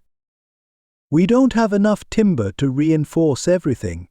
We don't need to," Ash said, wiping his hands on his pant leg as he crossed toward her. "We just need to make it harder for them." She exhaled slowly. "And then what?" Ash studied her, his grey eyes unreadable. "Then we make sure they don't come back." The finality in his tone sent a shiver through her, but she nodded, because she understood what he meant. They couldn't just wait for Rawlins and his men to make their move. They had to strike first. She pressed a hand against her forehead, thinking, if we can get word to Sheriff Barnes, show him proof of what these men have done, maybe he'll finally listen. Ash's jaw tensed, but he nodded. "If he's willing to hear it." Maribel's fingers curled against her apron. "He won't have a choice. We'll make him listen." A movement in the doorway made her turn. Thomas stood barefoot on the wooden planks, rubbing at his sleepy eyes, his small face pinched with confusion. "Mama?" Maribel quickly forced a smile, pushing her worry deep down where he wouldn't see it. "Good morning, sweetheart." He looked between her and Ash, sensing the tension even if he didn't understand it. "Is something wrong?" Before she could answer, Ash crouched down, resting his forearms on his knees so he was level with the boy. "Your mama and I are just talking about fixing things up, making sure the ranch stays safe." Thomas frowned. From the bad men, Maribel's throat tightened. Ash didn't hesitate. "That's right." Thomas chewed on his lip, thinking. "But we'll be okay." Ash held the boy's gaze, steady and sure. "You've got my word on that." Something in his tone, the quiet certainty of it, made Maribel's breath catch. Thomas brightened, apparently satisfied. "Can I help?" Ash's lips twitched, something almost like amusement flickering across his face. "Sure can. First job breakfast." Thomas grinned and dashed back inside, leaving Maribel staring at the man in front of her, a thousand things unspoken between them. She exhaled, pressing her fingers against the cool wood of the porch railing. "You didn't have to do that." Ash rose to his full height, eyes shadowed beneath the brim of his hat. "Yeah, I did." Their gazes held, and in that quiet moment Maribel realized something else. Ash wasn't just fighting for his own justice anymore. He was fighting for them. And heaven help her, she wasn't sure what that meant for her heart. The air was thick with the scent of sage and dry grass as Ash crouched behind a rocky outcrop overlooking the narrow pass leading into Red Creek. The late afternoon sun stretched long shadows across the landscape, painting the world in shades of amber and bronze. Maribel knelt beside him, gripping the rifle with hands that had spent years holding plows and fence rails, but had never once held a weapon with intent. The weight of it felt foreign, the cool metal pressing against her palm, grounding her in a way she hadn't expected. "This is where they'll come through," Ash said, his voice low, steady. He gestured toward the winding trail below, where wagon ruts carved deep into the earth. "It's secluded. Easy to ambush anyone headed in or out of town." Maribel swallowed hard, scanning the path with new eyes. She had traveled that road countless times, never once thinking about how vulnerable it was. But now, seeing it through Ash's gaze, the exposed stretch felt like a death trap. "How do you know they'll be here?" she asked, forcing her voice to stay calm. Ash shifted, adjusting the revolver holstered at his hip. "Rawlins and his men are creatures of habit. They don't risk the main road if they can help it. Stagecoaches, lone travelers, they pick him off right about here, where no one sees till it's too late." Maribel's grip on the rifle tightened. "And what exactly is our plan?" Ash's gaze flicked to her, assessing. "We watch, we wait, and when they move we get proof." She exhaled sharply, not sure if she was relieved or disappointed. So much had changed in such a short time. Days ago, she had been a woman just trying to keep her ranch afloat, her biggest worries tied to failing crops and broken fences. Now she was crouched in the brush beside a man with a price on his head, waiting for outlaws to show themselves. Fear curled in her stomach, but something else settled in alongside it, something harder, steadier. Determination. Because this wasn't just about Ash clearing his name anymore. This was about keeping Thomas safe. About making sure Rawlins and his men never had the chance to set foot on her land again. Ash must have sensed the shift in her, because when he spoke again, there was something different in his voice, something almost like approval. "You don't have to be here," he said, quiet but firm. "I can do this alone." Maribel turned to him, lifting her chin. "I'm not going anywhere." His gaze held hers, the space between them charged with something unspoken. A slow nod. And just like that, an unshakable bond was forged. They would stand together. For justice. For survival. For each other. The town of Red Creek sat in eerie quiet as Ash and Maribel crept along the shadowed edge of the mercantile, moving toward the sheriff's office. The late hour had settled thick over the streets. Only the occasional flicker of lantern light spilling from saloon windows, casting long shapes onto the dirt-packed road. Maribel's heart pounded, her grip tightening on the bundle of papers pressed against her chest. She wasn't made for this, sneaking through dark alleys, plotting with a wanted man. And yet, here she was, risking everything because against all logic she believed him. Ash reached the office door first, pausing just long enough to glance down the street before rapping his knuckles against the wood. 3 sharp knocks. A moment passed. Then another. Maribel's breath caught when a shadow moved inside, followed by the creak of the door opening just enough for Sheriff Barnes to fill the space, his expression unreadable. "You sure got a way of showing up when a man's trying to sleep," he said, voice low. Ash didn't move. "We need to talk." Barnes studied him, then looked past him to Maribel, eyes narrowing before he stepped aside. "Get in." The office smelled of leather and pipe smoke, the air thick from the warmth of an earlier fire. A single lamp burned low on the desk, casting a golden glow over stacks of wanted posters and ledgers. Barnes shut the door, crossing his arms. "This better be good." Ash didn't waste time. "Rawlins and his men are planning to hit another stage tomorrow at the pass west of town. They're the ones behind the last 3 robberies, and I've got proof." Barnes didn't look impressed. "That's so."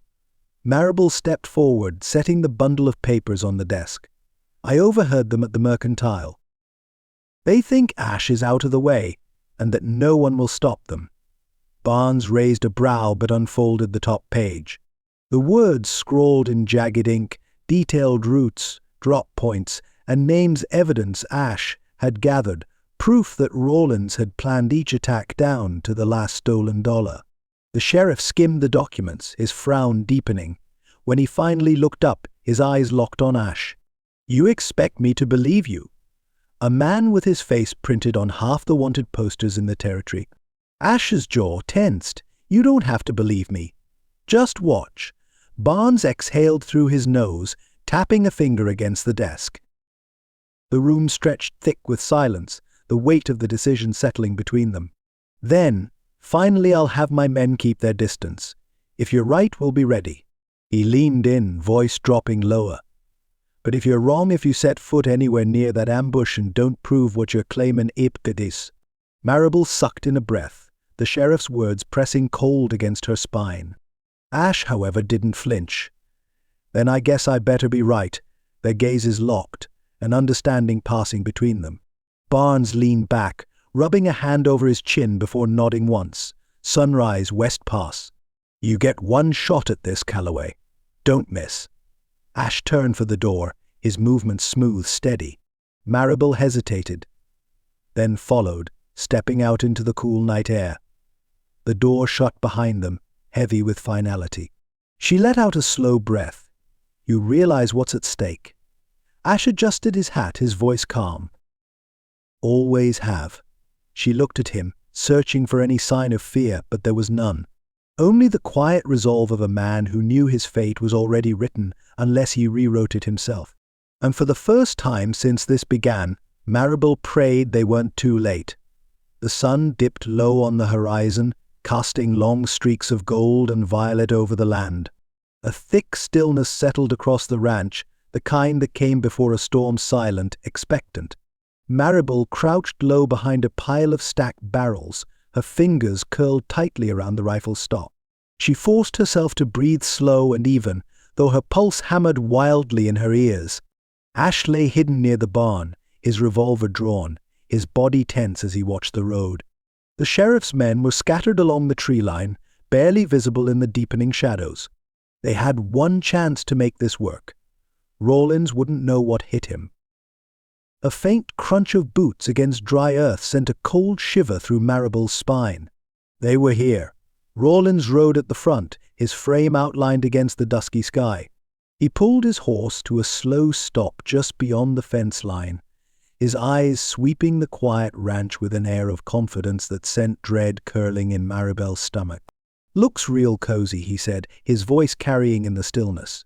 "Shame we gotta tear it apart." Laughter rippled from the men behind him. 3 of them dismounted, moving toward the barn with the easy arrogance of men who thought they owned the night. Marable's grip tightened on the rifle. A gust of wind stirred the tall grass. Rawlins gave a lazy nod. "Burn it." The word sent a bolt of rage through her. Before she could react, before any of them could take another step, Ash moved. His revolver barked first, the shot cracking through the evening like a whip. One of the men staggered back, clutching his arm as he cursed. Chaos erupted. Marable raised her rifle, hand steady as she sighted down the barrel. One of Rawlins' men spun, drawing his pistol too slow. She pulled the trigger. The blast rocked her shoulder, but the shot hit true. The man's gun went flying from his grasp as he dropped to his knees, howling in pain. Gunfire tore through the air, the sheriff's men revealing themselves from the trees. Rawlins' horse reared, nearly unseating him, but he clung tight, snarling. His eyes darted wildly, searching for the source of the ambush. "Calloway, you son of a!" His words cut off as another bullet whistled past his ear. Ash moved like a man with nothing left to lose, firing with deadly precision as he stepped into the open. "Drop your guns," he called, voice ringing across the battlefield, "or you can join your men in the dirt." One of Rawlins' gang hesitated, hands twitching toward surrender, but Rawlins let out a furious growl. "You idiots! Stand and fight." More gunshots roared through the evening. Marable reloaded as fast as she could, her breath ragged but her aim steady. Across the yard, Ash advanced, relentless, forcing Rawlins back step by step. The outlaw's confidence wavered, his bravado cracking. Then, too fast for her to warn him, Rawlins drew another pistol from his waistband and leveled it at Ash. Marable didn't think. She fired. Rawlins jerked, the bullet slicing across his shoulder. His shot went wild, missing Ash by inches. Sheriff Barnes surged forward, his own gun raised. Enough. The deputies closed in, weapons drawn, their numbers overwhelming the remaining outlaws. Rawlins, panting, glared at Ash, his breath heaving.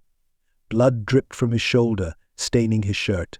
His gun hung limp in his grip, his men scattered or dead around him. It was over. Slowly Rawlins let his pistol drop. Sheriff Barnes stepped forward, eyes cold. "You're done." Ash didn't move, his chest rising and falling in steady rhythm. gun still trained on the outlaw. For a long moment it seemed like he might finish it right then and there. Then he lowered his weapon. Maribel let out a breath she hadn't realized she'd been holding. The night settled, the only sound the heavy breathing of men who had just walked the edge of death.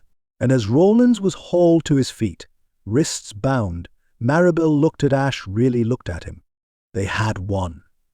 But the battle between them, the one they hadn't dared name, was far from over. Gunfire cracked through the evening air, rattling through the valley like rolling thunder. The scent of gunpowder and sweat filled Maribel's lungs as she crouched behind the overturned wagon, rifle braced against her shoulder. Horses screamed, hooves churning up the earth as the chaos of battle unfolded. Smoke curled from pistol barrels, the twilight sky painted in streaks of orange and purple, the final traces of daylight giving way to night. And at the center of it all stood Ash. His revolver was steady, his stance unshaken as he leveled it at Rollins, whose usual smirk had twisted into something darker. Rollins' men were scattered, some wounded, others dead, their false bravado replaced with the sharp sting of reality. Ash took a slow step forward, the weight of years behind his voice. "It's over, Rollins." The outlaw laughed, though there was no humor in it. He pressed a hand to his bleeding shoulder where Maribel's shot had grazed him. "You really think so, Calloway?" His gaze darted toward his men, as if expecting someone to step forward. But no one moved. Ash cocked the hammer of his gun. "Tell them the truth." Rollins' sneer deepened. "What truth would that be? That you set me up? That you killed that banker and let the law hang it on me?" The air turned razor sharp, tension pulling tight across the battlefield. Rollins tipped his chin, a bead of sweat rolling down his temple. "You got no proof." Ash's jaw ticked, his grip tightening around the revolver. "I got plenty." His voice cut through the air like steel. "Sheriff Barnes heard enough to know what you really are." Rollins' expression shifted. Then, from the tree line, movement stirred. Sheriff Barnes and his men emerged from the shadows, their rifles raised. "Drop your weapon," Barnes ordered, his tone leaving no room for argument. "This ends now." Rollins' fingers flexed around his pistol. His lips curled into something cold and ugly. "I always figured you were too dumb to let this go, Calloway." In one breath, he moved. His hand jerked toward his gun, body coiled to fire. Maribel reacted before she had time to think. Her rifle cracked through the din, the bullet slicing through the air just past Rollins' ear. The shot wasn't meant to kill, only to stop him. It did. Rollins jolted at the warning, his grip faltering just long enough for Barnes to step in. The sheriff's revolver slammed against Rollins' wrist, knocking the gun loose. A second later, Rollins was on his knees, Barnes twisting his arms behind his back, binding his wrists with thick iron cuffs. Rollins gritted his teeth, his chest heaving. "This ain't over." Barnes ignored him, shoving him forward. "I beg to differ." He looked toward Ash, the weight of everything unspoken passing between them. "Looks like you were telling the truth." Ash let out a slow breath, lowering his weapon. "Told you I would." Maribel exhaled too, her arms trembling from the effort of holding her rifle steady. The moment felt too big to process, too heavy to fit into one breath. It was over. The past Ash had been running from, the doubts that had clouded her heart, the threats lurking at the edges of her land gone. And yet, as the dust settled and the last traces of gunpowder drifted away on the evening breeze, Maribel knew the real question remained. Now that he was free, would Ash Calloway stay? Night had settled over Red Creek, the last streaks of twilight swallowed by the vast stretch of sky. A hush had fallen over the land, the kind that came after a storm had passed, leaving only wreckage and the breathless relief of survival. The scent of gunpowder lingered, mixing with the cool night air, but the battle was over. Sheriff Barnes stood near the edge of the road, his hat pushed back as he watched his deputies haul Rollins and his remaining men toward the wagon. The outlaws were bound, hands tied behind their backs, their swagger replaced with silence. Ash hadn't moved from where he stood, shoulders tense, revolver still in hand. Maribel barely registered the sheriff's men securing the prisoners. Her eyes were locked on Ash, the man who had just fought for his life and hers without hesitation. Barnes stepped toward him, exhaling slowly. Calloway. Ash turned, his features unreadable. The sheriff studied him for a long moment, then gave a short nod. You were telling the truth. Ash didn't speak, waiting. Barnes adjusted his hat, his voice even. The charges won't hold up now. With Rawlins alive, we've got enough to put the blame where it belongs. His mouth pressed into a firm line. You're free, Calloway. The words should have come with some sort of weight, but they landed soft, quiet, like they didn't quite belong to him yet. Free. Ash let out a slow breath, glancing at the sky as if waiting for the stars to confirm it. Then he felt it, the warmth of someone moving toward him. Maribel. She didn't hesitate, didn't question herself, she just ran. Before he could react, she was in his arms, her body pressing against his, the smell of lavender and firewood filling his senses. Her hands gripped his back, holding him with a desperation that struck something deep inside his chest. I thought, her voice wavered against his shoulder. I thought I was going to lose you. Ash hesitated only a second before his arms wrapped around her, his hold tightening as he exhaled against her hair. He didn't say anything, couldn't find the words, but she must have felt it in the way his fingers curled around her waist, in the way he anchored her against him, as if letting go would make her disappear. I'm here, he said at last, his voice low, steady. Maribel pulled back just enough to look up at him, her eyes shining with something unreadable. They had stood on opposite sides of trust once. Now, there was no space between them. A sharp whistle from the sheriff's men broke the moment. Rawlins was hauled into the wagon, his scowl deepening as the deputy secured the chains. He spat onto the ground, his voice rough. You got lucky, Calloway. Ash barely spared him a glance. No, Rawlins. His gaze flicked to Maribel, softening. I didn't need luck. Barnes mounted his horse, rolling his shoulders. We'll see to it these men don't cause trouble again. He hesitated, his sharp gaze settling on Ash once more. You got a clean slate now, Calloway? Make sure you keep it that way. Ash dipped his head, but his hand never left Maribel's. As the wagon rolled away, the sheriff's men disappearing into the night, the weight of everything began to settle. Maribel squeezed Ash's fingers, her voice barely above a whisper. What now? Ash looked down at her, his grip steady. For the first time in years, he had no reason to run. No shackles tying him to a past he didn't deserve. The future stretched ahead of him, wide open, waiting. And for the first time, he wasn't looking at the horizon. He was looking at her. And he wasn't going anywhere. The morning sun stretched warm fingers across the horizon, casting soft gold over the rolling plains. A crisp breeze stirred the air, carrying the scent of earth and fresh rain from the night before. Red Creek, usually slow to wake, was already bustling. Wagons rolled along the main street, shopkeepers swept their porches, and the clang of a blacksmith's hammer echoed through the still air. Ash stepped out of the mercantile, adjusting his hat against the sun's glare. For the first time in years, he wasn't looking over his shoulder. No bounty hunters lurked in the alleyways, no suspicious eyes tracked his every move. The town had yet to decide what to make of him, but the expressions were different now. Where once there had been fear and doubt, now there was curiosity. Some looked away quickly, others held their gazes a second longer, as if seeing him in a new light. He wasn't fool enough to think he'd won them all over. But he wasn't a hunted man anymore. A pair of ranch hands stood near the livery, pausing their conversation to watch him pass. One tipped his hat in greeting, uncertain but polite. Ash gave a nod in return. Across the street, Sheriff Barnes leaned against a post outside his office, arms crossed, watching. The man's expression remained unreadable, but he didn't move to stop him, didn't call him out, didn't tell him to get on his horse and ride. A silent truce. Ash dipped his head in acknowledgement, and Barnes, after a beat, did the same before turning back inside. Ash exhaled, something deep in his chest loosening.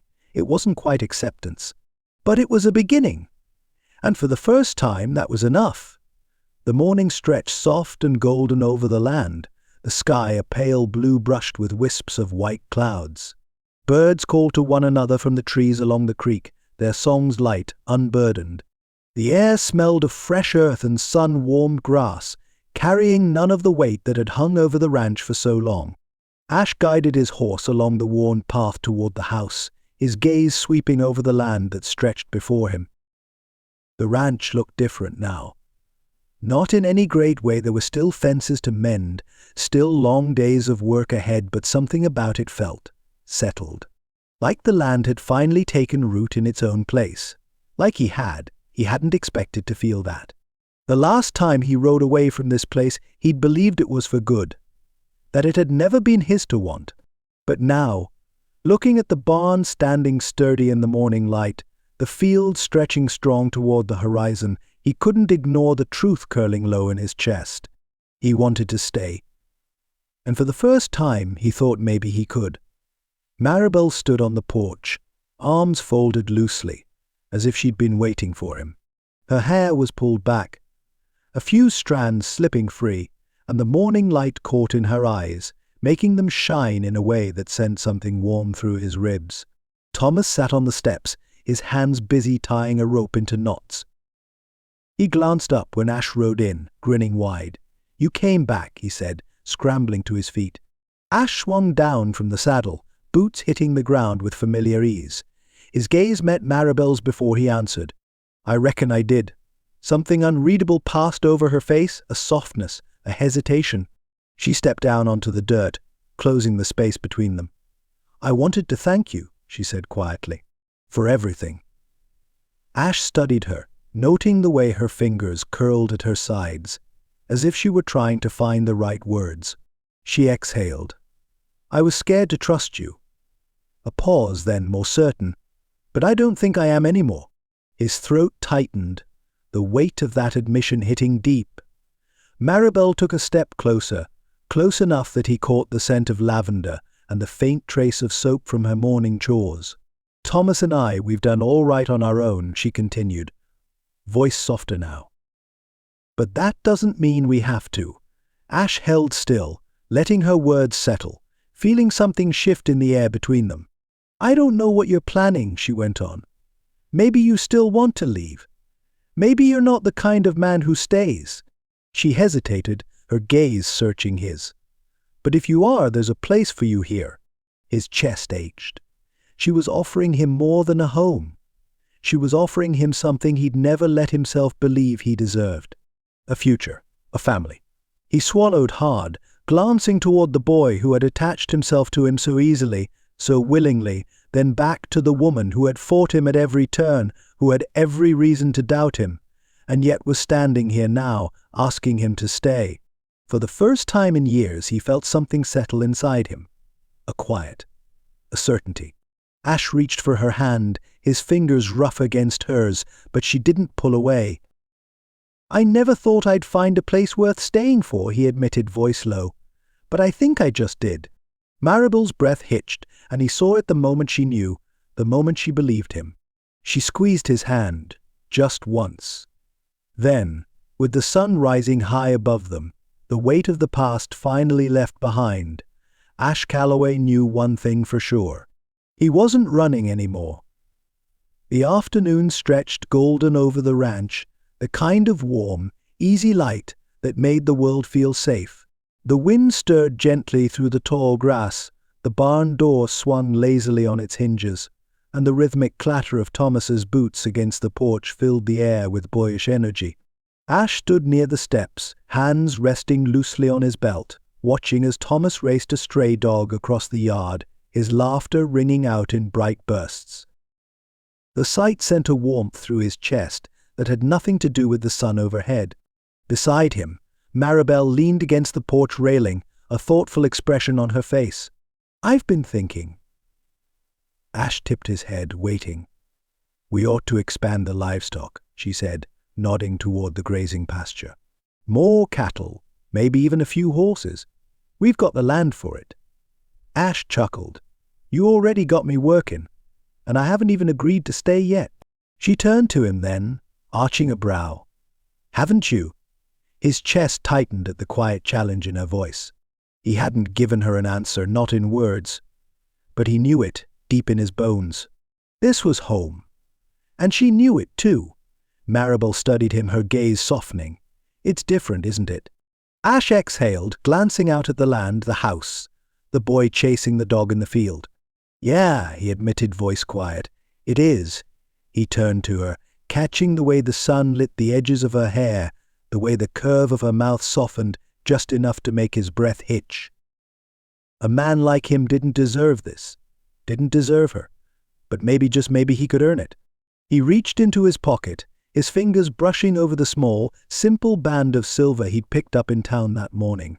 He hadn't planned on doing this now, hadn't even let himself think past the idea of it, but standing here with her, the words settled easy on his tongue. I never thought I'd find a place worth staying for, he said, voice low, rough with emotion. And I sure as hell never thought I'd find someone who'd want me to. Maribel stilled, her breath catching. Ash took her hand, rubbing his thumb across her knuckles. But I'm standing here, and all I can think about is how I don't want to leave. He swallowed, searching her gaze. Not ever. Her lips parted, her eyes shining. He dropped to one knee, the movement sure, steady. Thomas's laughter faded in the background, the world shrinking down to just the two of them. Ash pulled the ring from his pocket, holding it up between them. I know I don't deserve you, he said, his voice thick. But I want to spend every day trying to be the man you think I am. The man Thomas looks up to. I want to build something here with you. Maribel pressed a hand to her mouth, a soft gasp escaping. He held her gaze, unwavering. Maribel Ross, will you marry me? For a moment there was only silence. Then yes, the word tumbled out on a breath, full of conviction, full of something deeper than relief. She dropped to her knees, meeting him where he was, her hands framing his face as she kissed him soft, hesitant at first, then deepening into something sure, something that set every part of him on fire. When they pulled apart, she rested her forehead against his, smiling through tears. I've been waiting for you to say it. Ash laughed, breathless, before slipping the ring onto her finger. Behind them, Thomas whooped, throwing his arms into the air. Does this mean Ash is staying forever? Maribel turned, her fingers still laced with Ash's. She looked at her son, then back at the man she had once feared, once doubted, once sent away. And she smiled. Yes, sweetheart, she said softly. That's exactly what it means. As the sun stretched across the horizon, casting a warm glow over their home, the three of them stood together on the porch of family, at last. And for the first time in his life, Ash Calloway knew he was finally home. The morning stretched golden over the land, the sky wide and endless, painted in soft strokes of blue. A warm breeze carried the scent of fresh-cut hay and wildflowers, rustling the tall grass that framed the Ross Ranch. The once-worn fences now stood strong, the barn doors freshly repaired, and their land thrived under the hands that had fought so hard to keep it. Ash leaned against the porch railing, arms crossed over his chest, watching the scene before him with something he never thought he'd have. Contentment. Thomas whooped from the corral, guiding his new pony in careful circles. The young sorrel colt pranced under the boy's eager grip, but Thomas held the reins steady, his grin wide with pride. Look, Mama, he's really listening now. Maribel laughed, shielding her eyes as she watched. You've been working hard with him, sweetheart. He trusts you. The words landed somewhere deep in Ash's chest. Trust. It wasn't something he had ever expected to find again. Not after everything he'd lost. But as he looked out at the ranch, at Maribel standing by his side, at the boy who had accepted him without hesitation, he knew the truth. This was home. This was what he had been running toward, even when he hadn't known it. Maribel turned to him then, a soft smile playing on her lips. You're staring, she teased. He smirked. Just tacking it all in. Her gaze softened, her fingers grazing his arm. Do you ever miss it? He didn't have to ask what she meant. The open road, the restless wandering, the life of a man with nowhere to call his own. Ash turned to her, his voice low but sure. Not for a second. She studied him, then nodded as if she had always known his answer. A gust of wind carried the sound of Thomas's laughter across the yard, and Maribel leaned into Ash's side, resting her head against his shoulder. "Did you ever think we'd end up here?" she asked quietly. Ash exhaled, wrapping an arm around her waist, pulling her close. "Not in a million years," she chuckled, shaking her head. "Me neither." But they had. Through danger and doubt, through fire and fear, they had found something neither had dared to dream of. A future. A home. And as Ash pressed a kiss to Maribel's temple, listening to the sounds of a ranch they had built, watching the boy who had become his own, he knew one thing for certain. He had spent years trying to outrun the past. But now, standing here, with the woman he loved in his arms, and a family to call his own, Ash Calloway had finally found his future. And he wasn't going anywhere. The end.